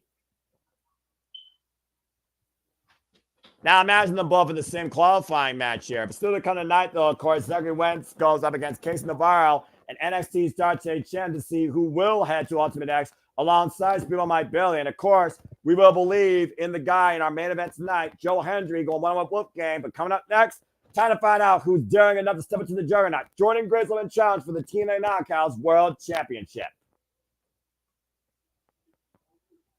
As we have a moment here, again, by Shark here, JMN Multiverse of Media, whether you get the shenanigans, the reroll, whether Jeff can't count, whether you're a fan of professional wrestling, damn it. Buy a shirt I want today. that shirt. I know, I keep hearing you, JJ. I keep hearing you, all right? If BFG is where it's going to be, I assure you I will take on that mission as long as you catch at me. We'll talk more later. That being said, again, folks, hope you're enjoying what you're hearing, and as we continue this non-stop week of all the content across all things strategy, please like, subscribe, comment, tell a friend. As we go to Steph DeLander and their honeymoon again. I'm just going to let JJ take things over from here. It's nothing major, no. It's just Steph DeLander in the jacuzzi talking about It's her not monster. wrestling. It's not wrestling. She's calling PCO. First off, PCO has a phone? She got his voicemail. Oh, nothing odd about that, I'm sure. Okay. That was random. It was simple, just like you. Well, I'll tell you what's not just simple. A woman in a hot tub calling her man, Noah. Like it wasn't that big a deal. Well, thankfully, not yet, but I still feel like it's a sign of things to come. Speaking of things coming forward, here is our current face of the Knockouts, the Juggernaut, the TNA Knockouts World Champion, the face of TNA, Jordan Grace. You know, I know she's still green, but give me Jordan Grace versus Jade Cargill. I wouldn't mind seeing her muscle buster her, to be fair. That would be a great feat of strength. Of course, Jordan Grace has already made so much history this year alone, claiming the TNA Knockouts Championship against Trinity, participating in the Royal Rumble, and going up against Roxanne Perez for the NXT Championship, looking to continue to show that nobody's on her level, but she can bring the best out of anybody after her last successful defense against Ash by Elegance at Summerversary. Again, who's going to answer the challenge this time, and from where? Let's find out. Who we got, Jay Chung? Who is it? Oh, no. JJ? Yeah? I was right. I see that. Rosemary! Well, this is going to be unique, to say the least.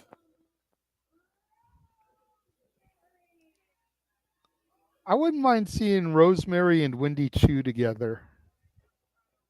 But this is a different type of Rosemary that I think Wendy Chu can even handle, for being perfectly honest. And this is no Tin Paxley. Coming from the undead realm, as she likes to call it, this 16-year technician of the game, all the way from Canada. Smash Reservoir, I first discovered her in her previous show as Courtney Rush, with that butcher's knife still in that purse, which still terrifies me. We're looking at former Impact Knockouts World Champion, who held the title for over 260 days back in 2016 or 2017. And she beat the likes of Jade, Sienna, Chelsea Green, Laura Vanessa at the time, by the way. And of course, was able to survive against Toni Storm and Tegan Knox. Rosemary is nobody to take lightly here, despite the fact she's not been involved in the TNA Knockouts World Championship since literally TNA came back to life. Last time she challenged for this was against the virtuoso Deonna Purrazzo. Of course, we've seen this return of a different soul that believes that truly she's nothing and has nothing. And we still don't really understand the fullness of what's going through Rosemary's mind right now. First time these two have ever gone one-on-one here in TNA, just to put that in perspective.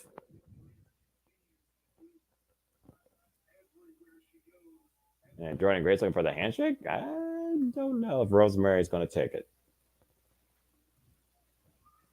Whoa! Grace was sending the hand, and Rosemary looking for a cheap shot here, starting off hot with the drop kick. Now, Rosemary's been nothing but like a fiend just released from hell since she's returned, JJ. Yep. And Rosemary looking to follow up. Oh, man! The sliding forearm. Now the head scissors lock across the bottom rope to Jordan Grace here. Jeez, what the hell? Don't know. And thankfully, Daniel Spencer bringing it up for the count of 5, rearranging Jordan Grace's head. That was a hell of a modified cravat. Brace him against the apron, and Rosemary again just teeing off against the Juggernaut.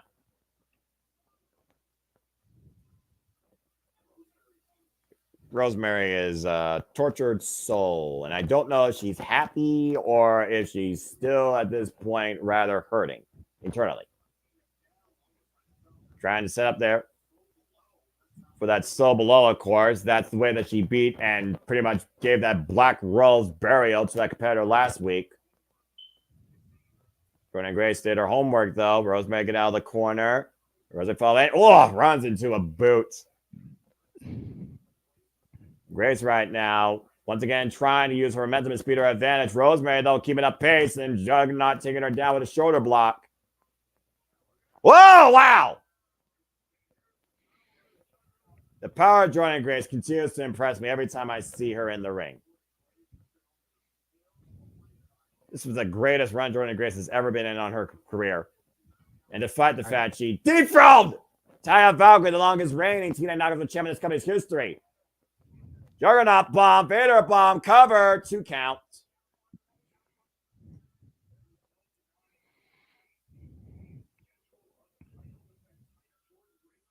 Jordan Grace proving what it means to be a fighting champion in the highest degree. But of course, Woman Challenge, you literally test yourself. You also risk losing what you covet so much, even if it's within your own company. Again, Rosemary and Jordan Grace, this is the first time ever one-on-one matchup. Oh, and a spear! But Grace rolls through, catching Rosemary. Down goes Grace. Great power displayed here. Very interesting counter there by Rosemary, JJ. Whoa! Another spear. Cutting her in half. Here by Rosemary, and the champion is down, and I can't believe I just said that. Down but not out yet. Well, again, 3 seconds. But So Below will literally put Jordan Grace's title reign to rest in peace. Looking for So Below, the double underhook counter. Knife edge chop to Rosemary. And once again, Rosemary neutralizing Jordan Grace's speed, but the power of the Juggernaut hoisting up Rosemary on the shoulders. Oh, rolls through with that Defiant driver. Spicoli driver covered by Grace gets a 2 count. Thought that was going to be it for Jordan. Thought she had her. Well, when you come from a place called the Undead Realm, do you truly feel pain as pain is supposed to be felt? No. And Jordan Grace right now teeing off against Rosemary here in the corner. Wait a minute. Of course, Rosemary's never been the same. She lost Jessica Havoc. She lost her bunny. She's lost everything, including the TNA Knockouts Tag Team Championships. Front face Noah lock. also lost his bunny. No, I didn't. She's just doing different things, and good for her. I wish her all the best. Check out her podcast with Allison Gray where they talk about horror stuff, Chainsaw Girls. But wait a minute. Looking for Soul out here, out of the corner, from the top rope. Jordan fighting, trying to get out of it. And changing position, hooking up Rosemary, stalling, vertical drop, suplex, avalanche. Not done yet, holding on. Wait, trying to set up. And jackhammer denied, and Rosemary pulls off a counter suplex, both women down. Take another look at this. Good grief. That stalling superplex. Oh, no. Look who's coming down to the ring. Asked by Elegance and her personal concierge, sticking their nose once again where it doesn't belong.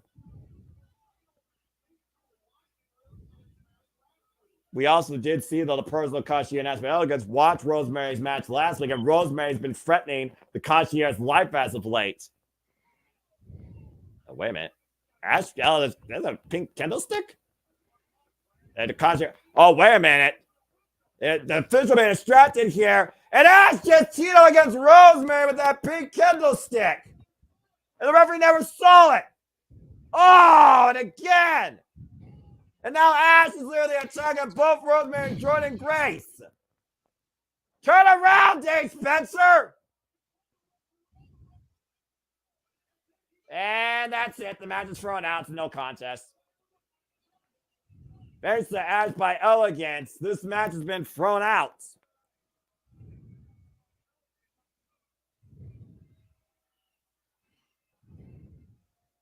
I sense heavy breathing, and Jordan Grace right now is furious, and if that concierge and Ash know what that's good for them, they'll get the hell out of that ring.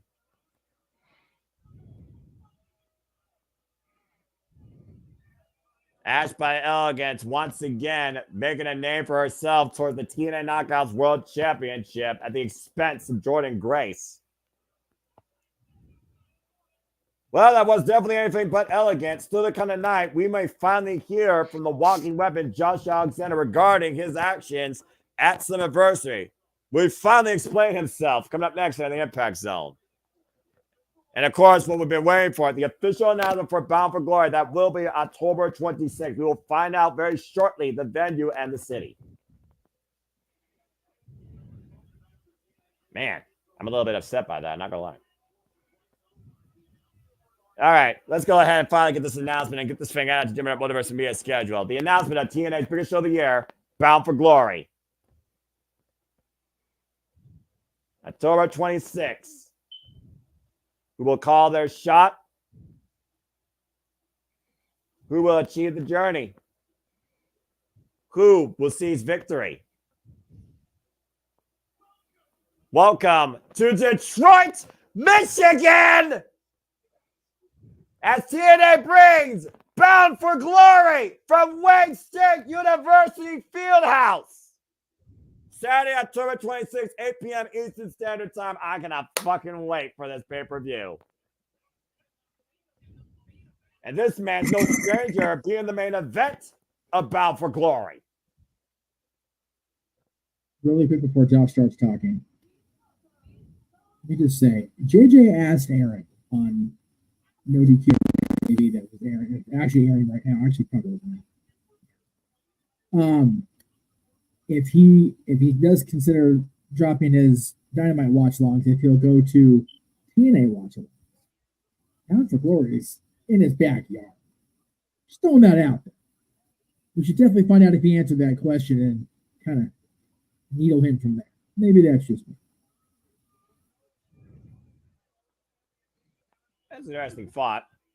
Speaking of somebody with interesting thoughts, Josh Alexander has had a lot of polarizing thoughts regarding the TNA faithful when it comes to what he believes he's been for this company, and that the people may have forgotten about that.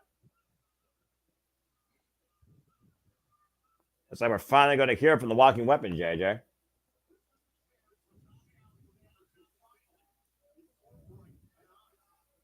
Yeah, just be honest, okay? Just tell the people how you feel, for Pete's sake.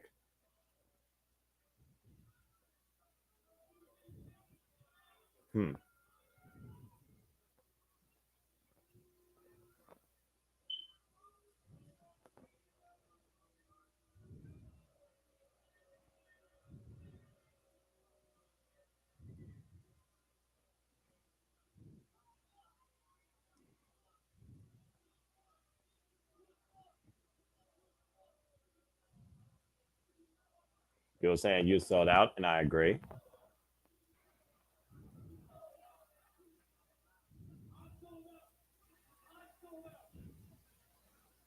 Yeah, you did.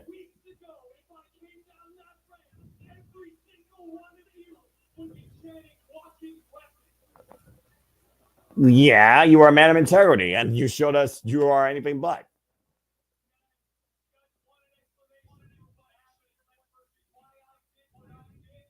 Yeah.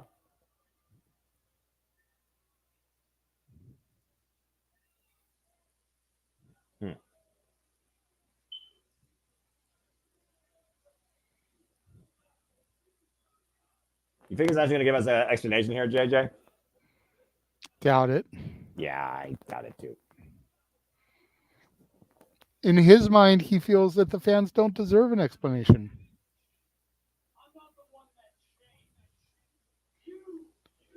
Saying that he's not the one that changed, that the people are the ones that changed. How did we change?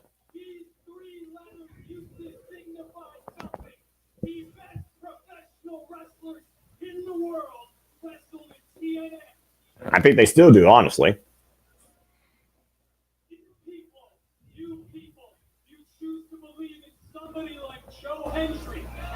They said his name, Joe Hendry. People prefer to believe in someone like Joe Hendry as opposed to the walking weapon. Damn right, and we should, because he's incredible. Do you believe? We believe. King A-Train doesn't, but I do. Well, yeah, he'll figure it out eventually. I believe he will. We believe. Considering he's going to be in the main event.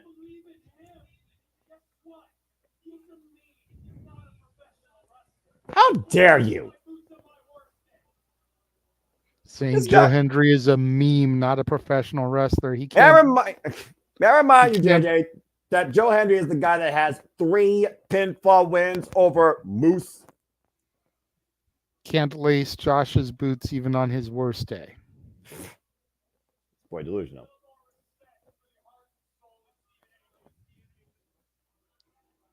Asking for a little bit more respect for the heart and soul of TNA. That he earned that title. Joe Hendry didn't.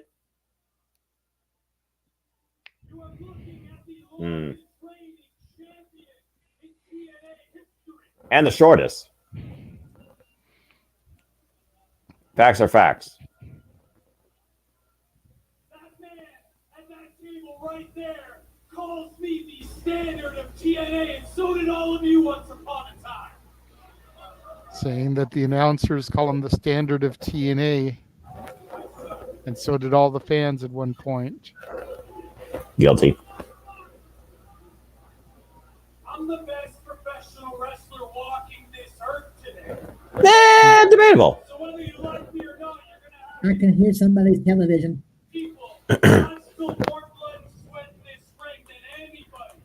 Feel more blood sweat than anybody. Right.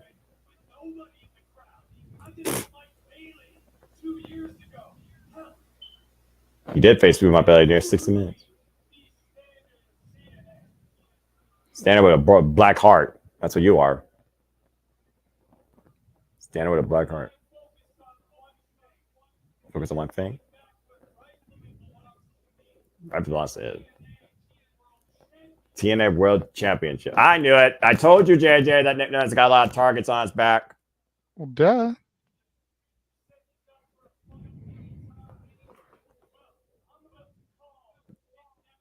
Why did you say Josh Alexander wants this match with Nick Nemeth now?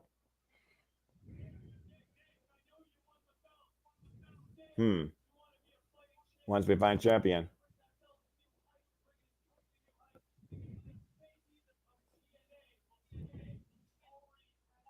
TNA already has a face. Josh Alexander. When?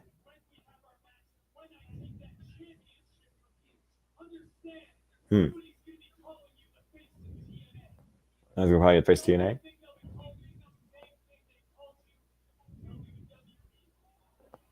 Damn.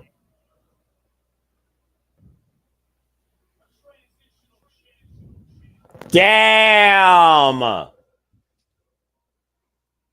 Uh-oh. Well, it looks like. Go ahead, JJ. Looks like Nick Nemeth is coming out to respond now to Josh Alexander. Yeah, about to say transitional champion. That was the proverbial straw that broke the camel's back.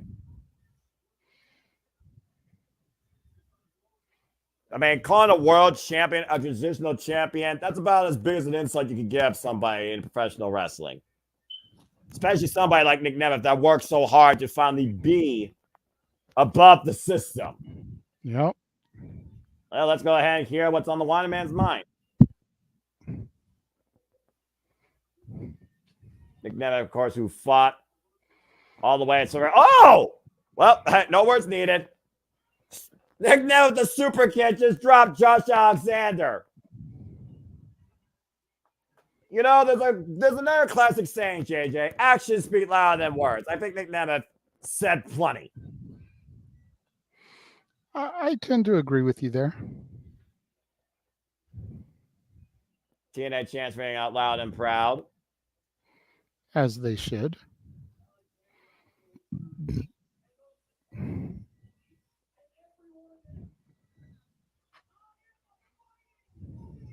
I am fighting champion. You want your match? You got it. You've got it.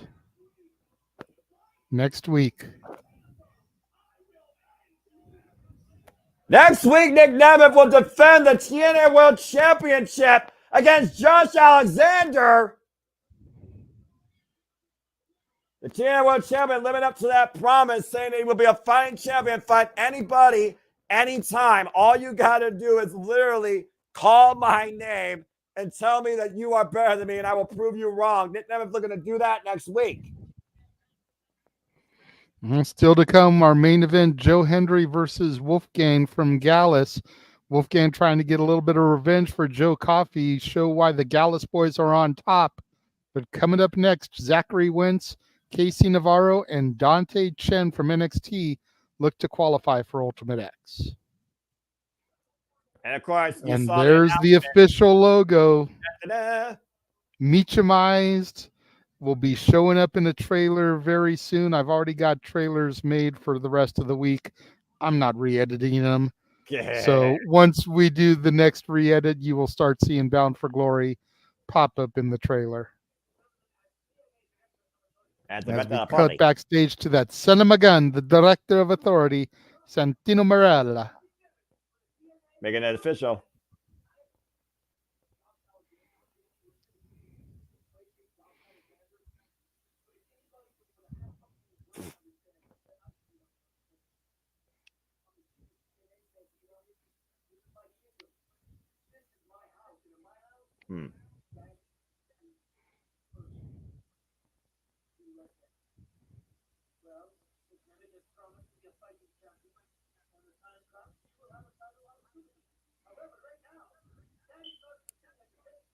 Ha!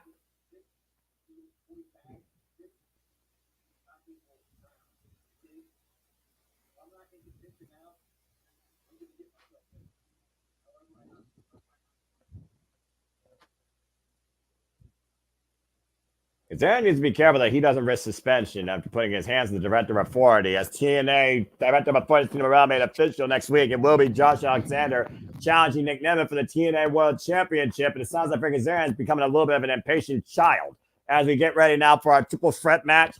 Ultimate X qualifier here with the Rascals. Smoking if you got him. Zachary Wentz. And this has been a very emotional week, as you pointed out, JJ. Of course, we saw what happened on NXT when the Rascals, MSK, had a chance to become 3-time NXT Tag Team Champions. An incredible effort, came very close, but of course they lost. And of course, we saw their brother, Wes Lee, turn against them and arguably against NXT. It was a very hard-fought match, but it was Wes Lee that ate the fall. And he took it out literally on Trim against Zachary Wentz. Yeah, I'm still finding this hard, dude. Like, I really thought they were going to do the unthinkable. Same.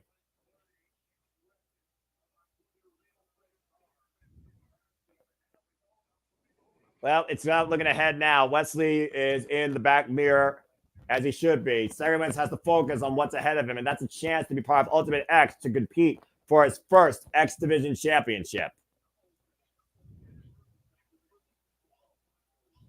And, of course, we know so far we have one qualifier tonight, the champion himself, Speedball Mike Bailey. And Speedball has opened an invitation to Ace Austin and Chris Bay to be part of qualifying matches for Ultimate X. Not to mention, we learned from Satim Morel earlier, Alex Hammerstone will have a chance to qualify for Ultimate X as well.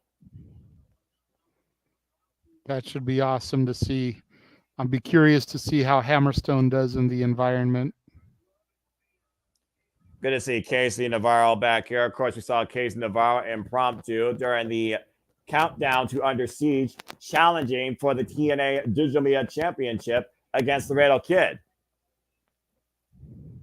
And this is definitely going out of left field.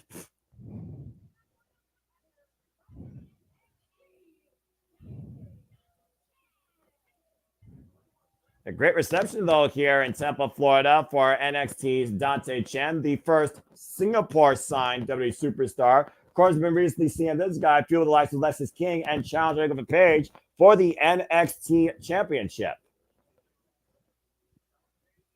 Definitely a unique choice for this type of match, considering the talent that is housed within NXT, but it should be a fun one.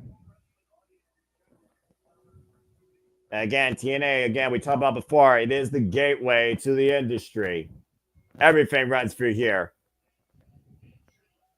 And Chen looks ready to compete tonight, trying to punch his ticket to Friday, August 30th. TNA emerges. Of course, we'll cover at the Multiverse of Media. First pinfall submission inside the ring. We'll move on, of course, to Ultimate X.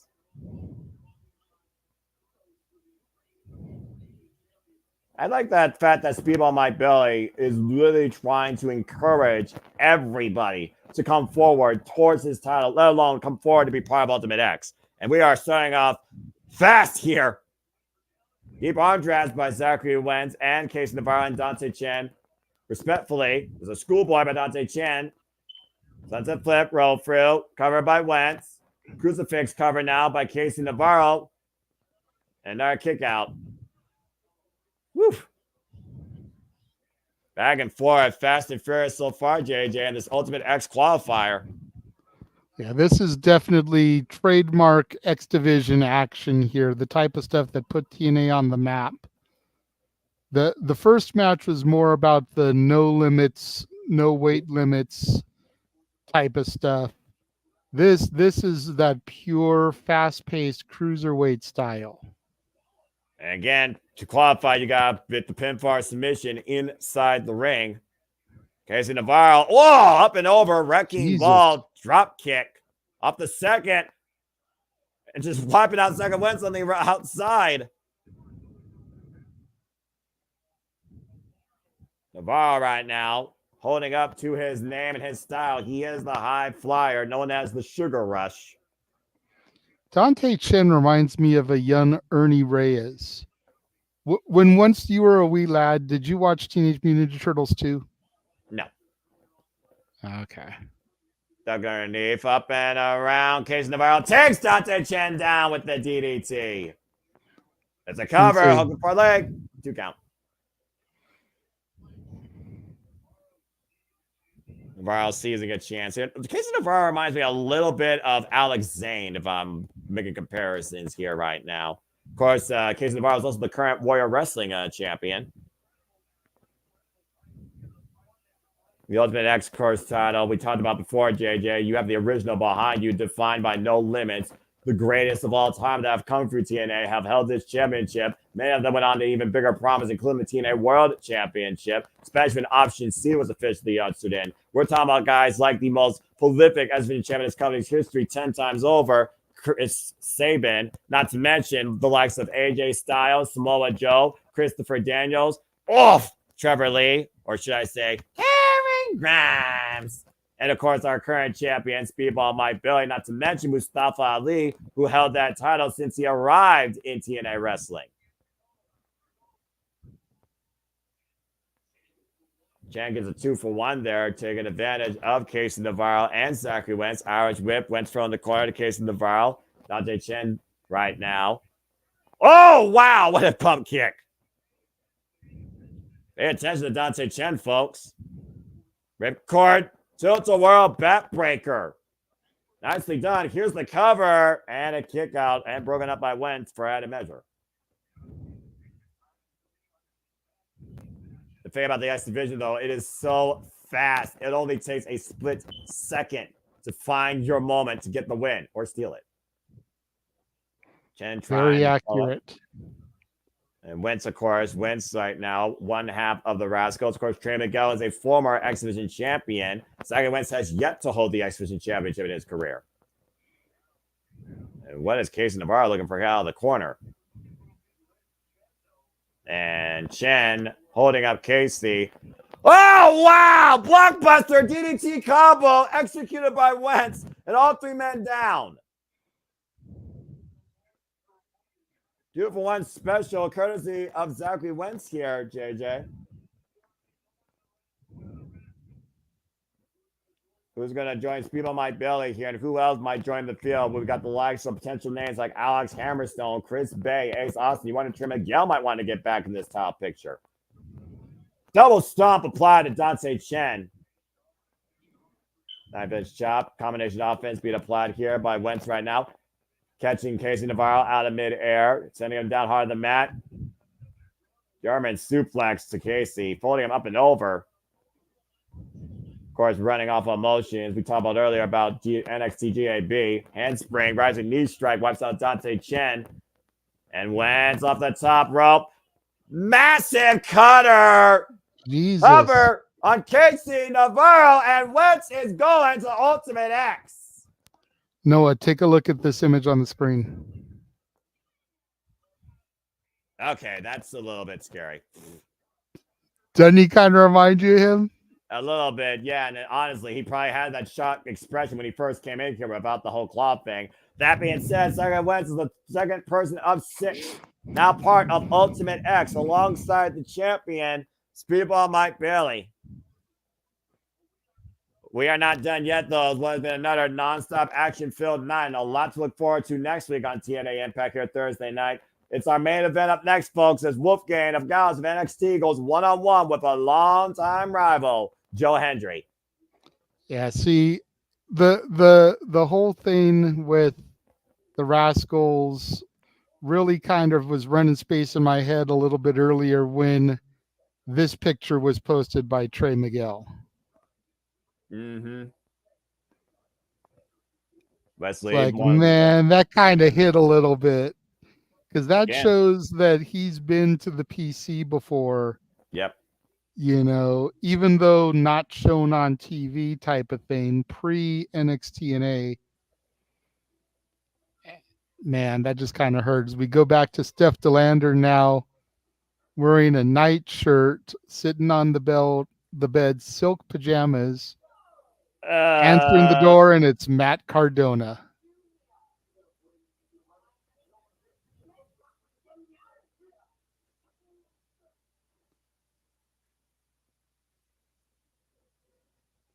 Steph asking him why he's here. You're ruining my honeymoon. We go outside. PCO is down. Looks like somebody's holding him down. Matt Cardona, of course. Well, no, Matt's just sitting there, but who else is there? Who's holding him down? Is it the good hands? I'm not sure who's got him pinned down. Cardona stomping PCO in the back of the head there, but we don't get a good reveal of the two men that are restraining the French-Canadian Frankenstein here. Well, again, Matt Cardona literally stomping the head on Steph DeLander's husband, courtesy of those goons. I feel that's a line he's going to regret crossing, and I'm sure we'll get fallout from this because, again, you cannot kill and won't die. I'm sure PCO will come out to light, but is Steph DeLander aware of what just happened? I know we are aware of what happened on Tuesday night, though, as Joe Hendry took Joe Coffey down with a standing ovation and neutralized Gallus to win big on NXT at the Great American Bash. A little bit of tomfoolery, but everybody Tuesday night believed in Joe Hendry. Noah, that wasn't a little bit of tomfoolery. That was a little bit of Latino heat. I also call it pure motivation. Oh, And boy. Here come the Gallus sperm. This interpromotional warfare continues to escalate here on NXT tonight on TNA NXT. Jay Chum, bring out Is your introduction. Wolfgang solo, or does he have his brethren around? Right now, it looks like he's flying solo here. And tonight, Wolfie, no stranger to going one-on-one with Joe Hendry, is in the main event of TNA representing NXT. And of course, you know, trying to defend the honor of his fallen brother, Joe Coffey. Everyone's saying in Dallas that Joe Hendry is nothing more but a clown, a joke, a mockery to the great people of Scotland. Of course, Wolfgang, the most powerful and most emotionally driven member of the Gallus firm, if you look back at Wolfgang's history. Walter, I see your super chat. We'll get to it after the main event. Name and he appears. I believe in Joe Hendry. I believe in Joe Hendry. I believe in Joe Hendry. Like I was saying, Walter, we see your super chat there. We'll get to it at the end of the main event. If anybody else has any questions or comments, they want to dictate the conversation, get those super chats in. We'll address them once the main event is over. Because right now, we are being motivated by 250 pounds of pure motivation. The answer to all life's questions. We are being motivated by a future TNA World Champion, the one and only Joe Hendry, who, again, Josh Alexander screwed at Slammiversary, but it has not ruined this man's attitude nor momentum since. Once again, heading into a main event here on TNA Impact. Joe Hendry has committed himself to becoming the TNA World Champion. Look at the people being motivated. I love it. And Joe Hendry has a mic. Let's hear from the man himself. I love it. We believe.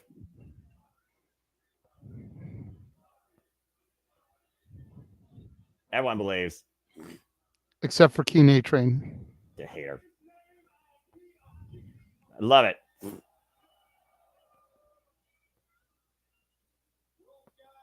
Wolfgang. That's all I go. That's right. Back in ICW.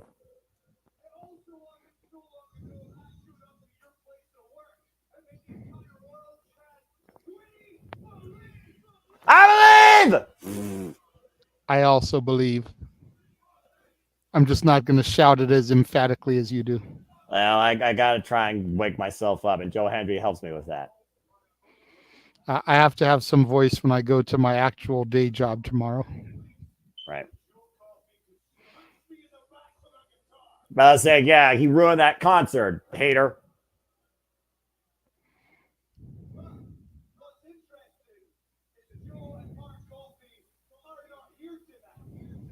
Yeah. Or are they lurking?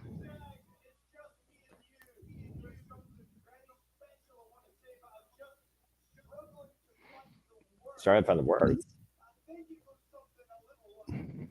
Oh, well, then you don't need to have a word to speak like that. Fist to face, boots to midsection. And this match is underway. Joe Hendry's starting off hot. I mean, we saw what Nick Nemeth did in the face of Josh Alexander. His actions spoke for himself. Mm-hmm. Joe Hendry starting off fast and furious like a Vin Diesel sequel. Our main event here at TNA Impact is underway, and stay tuned and stay along with us, folks, because we don't have commercials here on YouTube. Bless YouTube. And right now, Wolfgang, again, the most emotionally combustible member of Gallus, trying to bring Joe Hendry outside, though. Starting off hot, big right hand by Joe Hendry. Now looking to send Wolfgang face first to the apron. These guys have history going all the way back to 2014 in ICW. Their first singles match was back in 2015. And yet they've known each other for over a decade. Go ahead.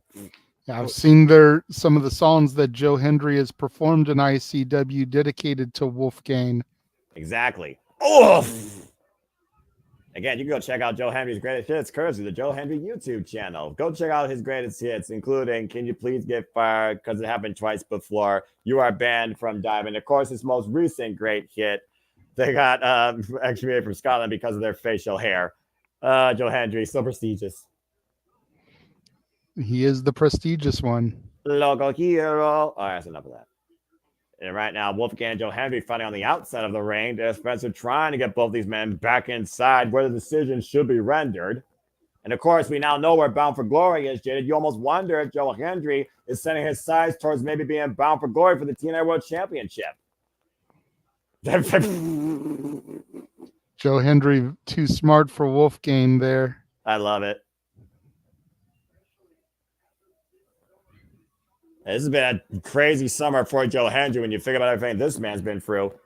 Ooh, and Wolfgang, though, taking advantage of Hendry's left arm across the top rope and wiping him out.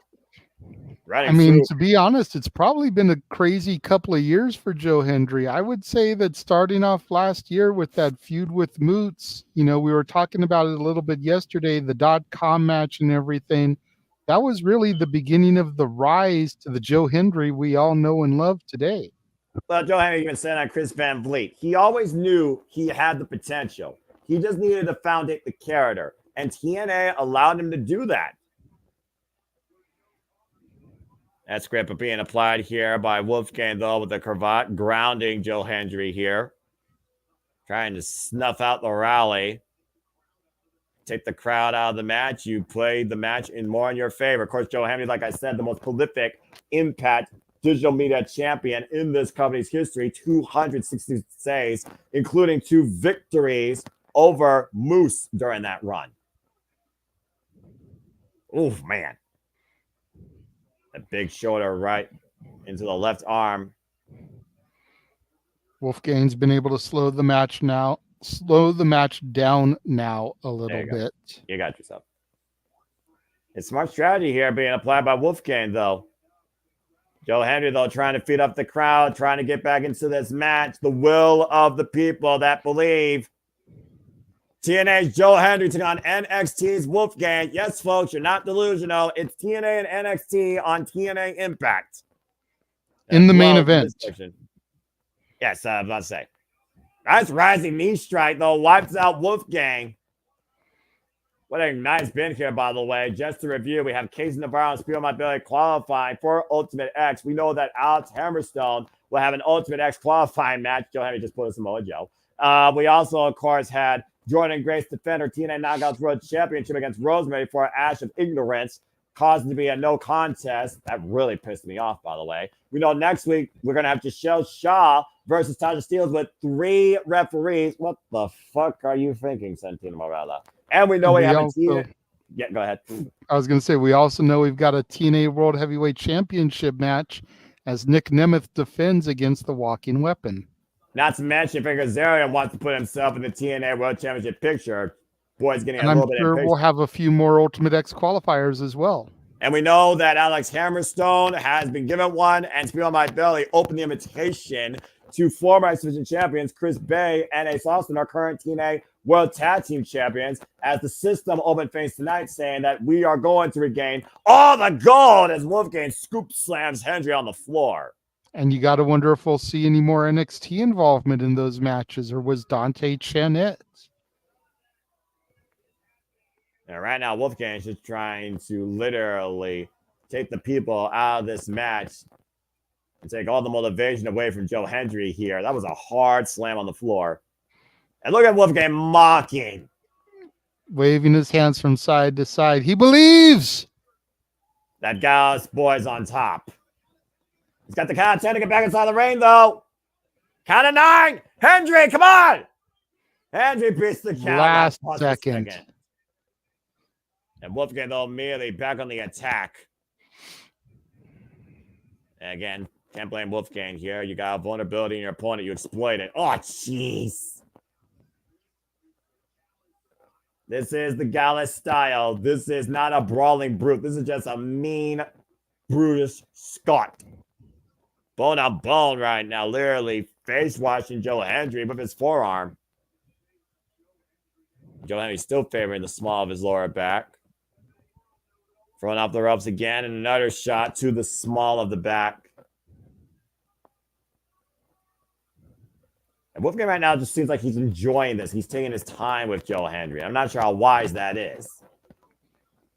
It's definitely not a good idea to give somebody like Joe Hendry the opportunity to get their bearings. Now look at Joe Hendry to your point, getting his bearings, holding up Wolfgang. Bam! Down!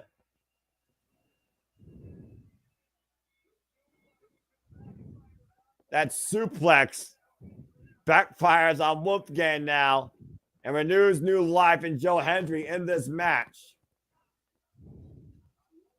Now Wolfgang back to his feet, though, and teeing up against, once again, Joe Hendry, middle of the ring. Again, no Joe Coffey or Mark Coffey apparently here tonight at TNA, as we know. Or so we've been told. And Wolfgang right now taking off his feet twice here by Joe Hendry. Hendry is fired up here. Back elbow strike. Josh Alexander saying Joe Hendry just a mean. The Gallus firm saying Joe Hendry's just a joke. But look at the power of Joe Hendry hoisting up Wolfgang here. Sweet Jesus. Whoa, Fall away man. slam. 255 pounds. Taken up and over by 252 pounds of pure motivation. And with the compromised back, that's saying something for Joe Hendry. Again, the people believe Joe Hendry looking to rock TNA tonight. And now Hendry might be looking to hoist up Wolfgang. Can he get him up for the... Uh-oh. Wolfgang blocking it. Oh, God, wasteland. Jason Wade Barrett dropping him down from the shoulders. Oh, What's Wolfgang going for here? Oh, God! Vader bomb. To the back. Cover on Hendry. Kick out at 2.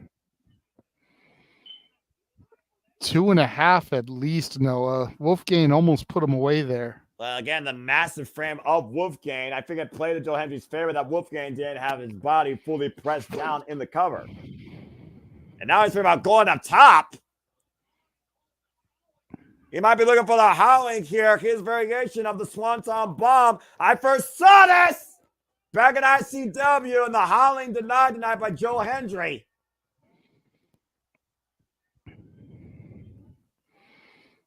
Hendry right now running through Wolfgang here. Fueled by pure motivation of the TNA faithful and the NXT universe in spirit. And can he hook him up? Looking for it again. A standing ovation! Cover! Joe Hendry has put down Wolfgang. He's put away 2/3 of the Gallus firm now. That just leaves Mark Coffey.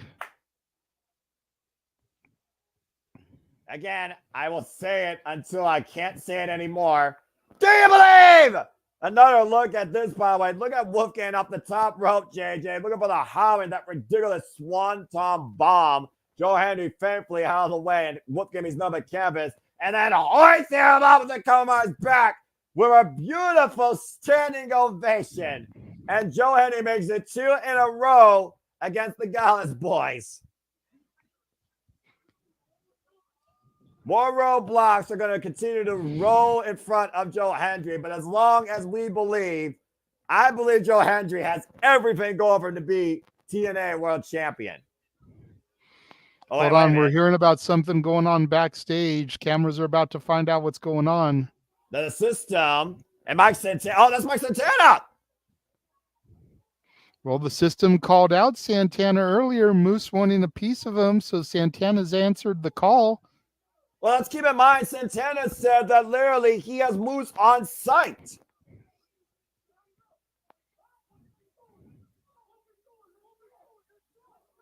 Santana saying, let's go. What are we doing? Well, I know what we're going to do right now. We're going to bid you all fine to do here shortly as TNA Wrestling is off the air. For the American Wrestling, JJ Lynch, for Jeff, motherfucking Major, on the Seminole Foster. We all believe in Joe Hendry. And face tuning in our coverage tonight on TNA Impact Wrestling. We'll see you next time. Before we officially sign off and Jeff says his things, let's go ahead and get to Walter's super chat real quick. Says Zachary Wentz will be inches away from winning and Wesley is going to screw him. I see it coming already. Ooh. He thinks that's what's going to happen during Ultimate X. That's a fair shout, especially considering Emergence is on Friday and No Mercy is on Sunday. You can run that back just 2 days later at the NXT pay-per-view. I could see that. I could definitely see that being a crossover feud that boils over in a single weekend. Wesley will be shown no mercy by his former tag team partner who he portrayed. I like that. I mean, you figure they'll do Emergence, they'll do the tapings on Saturday, and then he can fly to No Mercy and do No Mercy and just the full setup. Hey, if Speedball can work three matches in one day, Wesley can do 2 shows over the course of 3 days. That's a fair shout. Then again, Speedball's insane. And then same thing with Zachary Wentz. I mean, you know. Yeah, exactly. Well, yeah. It'll be a beautiful thing. All right. So, thank you all. This is actually fun. I have not watched Impact in the Insider's time slot in so long because I've been so busy out there. That was really cool to watch it along with you. I enjoyed it.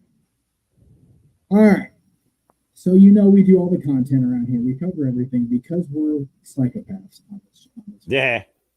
Let me get rid of this damn. I encourage this behavior. I'm sorry.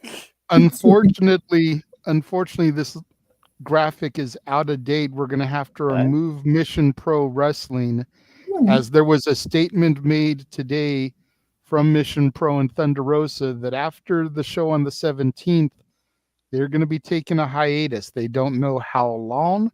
There will be no more shows for the rest of the year. They don't know when they're coming back. Ouch. So hopefully they will be back in the not so distant future, but we don't want to leave a logo up there promoting that we're not going to be actively covering, at least for the rest of the year. That's fair. So I'm looking forward even more now to Midsummer Blast.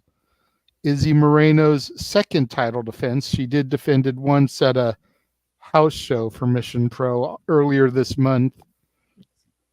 But yeah, unfortunately there was that press release thrown out on Mission Pro letterhead, so it is official. It is. That's right. It is official. It doesn't get more official than that. If you're telling me this now, all right then. Yeah, but it is a bummer, especially considering the way the three of us, especially, champion women's wrestling. Damn right. Even with one logo down, JJ, we still have all the content because if you missed it earlier, first of all, shame on you. You should go back. This is not an anime. So check out JJ and I. JJ with the spearheading of the list with he got my little help from his friends. We thank I thank them for that help. But yes, the Monkeys, ranking the Monkeys songs, that was earlier today. Of course, if you missed our coverage Impact and you're here, then you so go back and listen. Tomorrow, start the afternoon, evening, if you will. with me doing Ask Me Anything. That'll be at 6 p.m. Eastern, 3 Pacific, followed not too long after by our coverage of SmackDown on Fox and the return to SmackDown of the original Chief, Reigns, who even Noah threw it up. Now you know it means something. Noah's throwing up the finger for the tribal chief, and he's choosing Chase U of the learning tree. He's having a hell of a week this night. Damn right. I love this guy. I love him. I love it. And not everybody. Collision. We'll have a watch along of that as well on Saturday. But at the end of the day, for the purposes of this match, yes, gentlemen, you tell me who's in this match because you tell me who they are better than anyone. We're going to have some cowbell with Texas' own La Mera Mera Thunder Rosa, the owner of Mission Pro Wrestling, going up against, for the fourth time, Deonna Purrazzo. Long may she fucking reign! And then we'll take a short break, hour or so.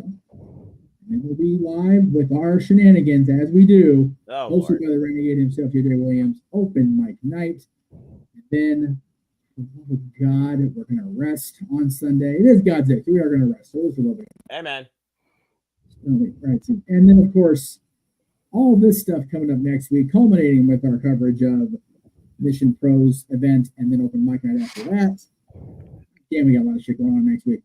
I was gonna say you ought to change that graphic, sir, because following Mission Pro is gonna be the beach party karaoke. It's not just gonna be a normal episode of open mic night. Oh my God!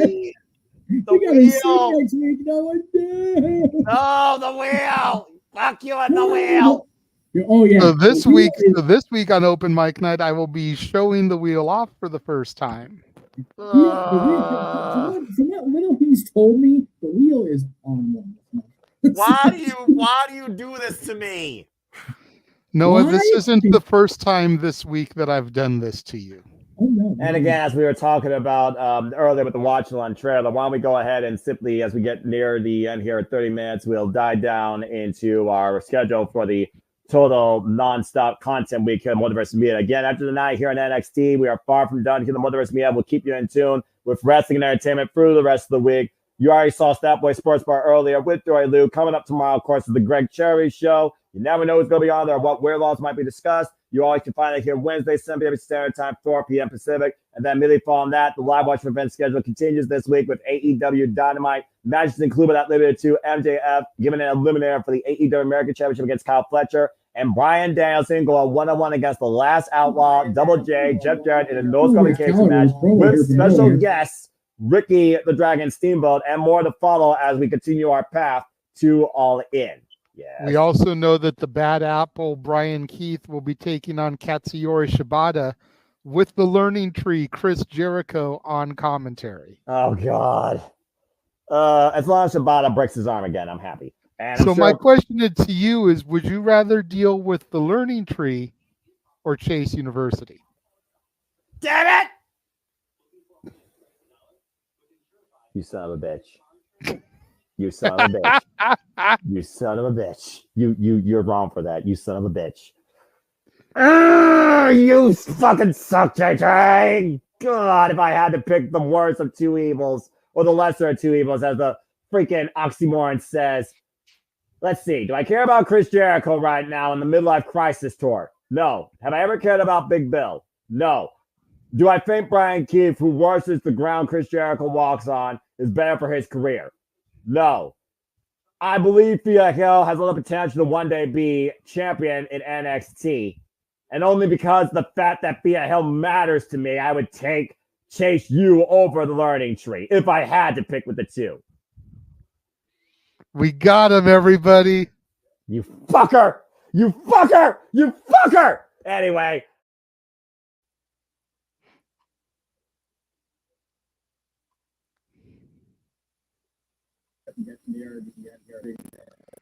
Somebody pull his string. He's not talking. I know, hang on. Damn it. I had to make my computer stop talking to me first.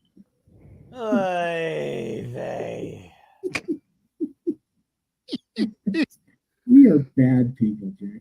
Okay. Anyway. Both are. And anyone that super chats my dignity on those nights are bad people too. Y'all are wrong. Right. That's Y'all right. are The Mingus are bad people, but they. You can forget the Mingus. They have it out for me for whatever fucking reason. Hey, be careful! Be careful saying those names because one of them has already appeared. At least he respects TNA. Damn it! I hope his new job's going well too.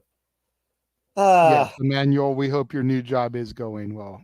Jeff, continue your shills. Because it looks like the simple man wants to simply go to bed. No, I count some believe simple sheep and go memes. So yes, pretend you're seeing the beach party graphic in that lower right there. But yes, after we get through that craziness, the next episode, Dad's going to be one of my trigger Noah as well, JJ. What? Oh yeah, it's a thing. It's a thing. Oh God. Oh no. People are, despite that render and how god awful those three dorks look. I'm not even going to deny that shit. They got some bangers. And they are not credited near enough for the amount of bangers they have in their side. So we at the Dads, not always on wrestling, are going to rectify the fuck out of that in 2 weeks. Good luck changing my opinion. To take a phrase from Jim Johnston, we're going to break it down when it comes to Death Rebels theme songs. I have 16 instrumentals and 16 lyricals. We're going to break those down to 2 top 10 lists. The top 10 best lyrical ones and the top 10 best instrumental ones. Good luck changing my opinion. I'm not trying to change your opinion, Noah. I just want my goal in all of this is to get you and the millions and millions of WWE fans to acknowledge that there are more good Death Rebel songs than they give them credit for. That's all I'm out to do. There is an instrumental. By no means am I trying to say that Death Rebel is better than CFO or Jim Johnston, because fuck that shit in the ass. Okay. But Death Rebel has got more good songs than I think people give them credit for. Absolutely. That's the goal, is to get the acknowledgement. And saying that multiple times is a key phrase for that show. Because whether people realize it or not, just saying. That theme that leaves that man out there tomorrow night on SmackDown is by Death Rebel. As is the leader of the new bootleg bloodline, Solo Sikoa's theme. Is also a Death Rebel song. Will both of those songs be on the list? You'll have to tune in on my birthday. That's right. August 22nd to find out. Oh, good grief. 25 years, not to the day, but to the date of SummerSlam 99. All right. Of course, All In will be that weekend, the 26th. Yes! And then we go into that crazy batshit weekend of 4 watch-alongs in 3 days, which I corrected. Thank you both. And then, of course, as announced tonight, officially Bound for Glory, October 26th from the Wayne State University Fieldhouse in Detroit, Rock City, baby. I'm just going to be waiting on my PC August 22nd for a reason. Oh, you're going to buy Jimmy tickets for his birthday. Aren't you just the sweetest? If you're going to do that, make sure you include airfare. We're not having him drive a car to Detroit. No, that's a long ass way. In any of our I'm going to do my best to make sure I have tapings involved too in this pay-per-view experience. To get back to the Impact Zone since December 2021, after fucking Texas took Victory Road from Cleveland. Yeah. So that means Noah, you attended Raw. Yes. You attended SummerSlam. Yes. You're probably going to go to Collision in Toledo. Fuck yes. And now you're looking at Bound for Glory in Detroit at the end of October. Absolutely. All 3 major companies in a calendar year. America. And at Collision, you get Ring of Honor tapings. That's right. The only thing that you would have missed this year is my NXT, which you've admitted, while still not on the level of your NXT, is a lot better than when we started doing watch-alongs with the Rainbow Bride era. That's the only thing you're missing this calendar year. Correct. Is my NXT. Correct. For a simple, frugal man who doesn't blow money to go to 4 of the 5 major companies in a calendar year, you deserve it, my friend. Congratulations. Part of me is like, no, don't do this. But all right, you're nice. I get it. Thank you. Yeah. Ed. I was trying to tell how I was more happy for you that you got to go to SummerSlam, or that you slept all the next day and got your rest. I'm not gonna lie. I think I was still more happy about the sleep than I was the overall experience. Because 14 hours, fuck yeah. No shit, dude. I would have been dancing a jig when I woke up. Like, I got more sleep. Fuck all y'all. I would have been so tickled. I swear to God. Yeah, but then he went back and he watched the open mic night that he missed out on, that he wasn't able to police, and he was like, "Damn, I don't know if I can leave those kids on their own again." Look, I've already learned what happens when I'm not on the screen with you yahoos, whether it's open mic night or watch along events. It never surprises me anymore. We got a little sideways on there. Yeah, you think? Hey, we still wasn't drinking this time. You gotta give me that. Well, I'm sure you this will be. This time was the key word there. I'm sure you will be during match game, if nothing else. Well, hell, I think we're gonna need him to during karaoke. Yeah, I was gonna say I'm gonna get good for the karaoke. That's the only time I can remotely sing well is when I'm good and liquored up. Get this, man. Note, get Mario Wonder for Switch ahead of the day of the Don't you dare! You were gonna participate like the rest of us. Emmanuel, let Arlene know that Noah's trying to order a new Switch game so that she can super chat to make him sing. Let her know, Emmanuel. I'm counting on you and your sister, bruh. Help us, Emmanuel. You're our only hope. Imagine me in the big, giant, stupid hair with the All right, kids, that's it. We're getting out of here. We're 2.5 hours in, and no one's good. But yes, I will be debuting the wheel on open mic night this weekend. I'll be showing some of the songs that'll be on it, and then as songs get eliminated, more songs will fill it up. Yes. So I hope, Noah, during your bus ride to and home from SummerSlam, you were listening to the playlist. Because you can't say that you don't know the songs. You've had plenty of time to listen to them. I refuse to acknowledge music unless I absolutely have to. And Emmanuel has said, okay, he will let Arlene know. Damn it. Oh, do you know how you have to? They do this at home. Cut the damn feed. Good night, Gracie. Good night, Gracie. See you tomorrow, everybody. Damn it. The Jeff Meacham Network's Multiverse of Media. For over 15 years, the recognized symbol of excellence and the standard bearer in coverage of sports and entertainment.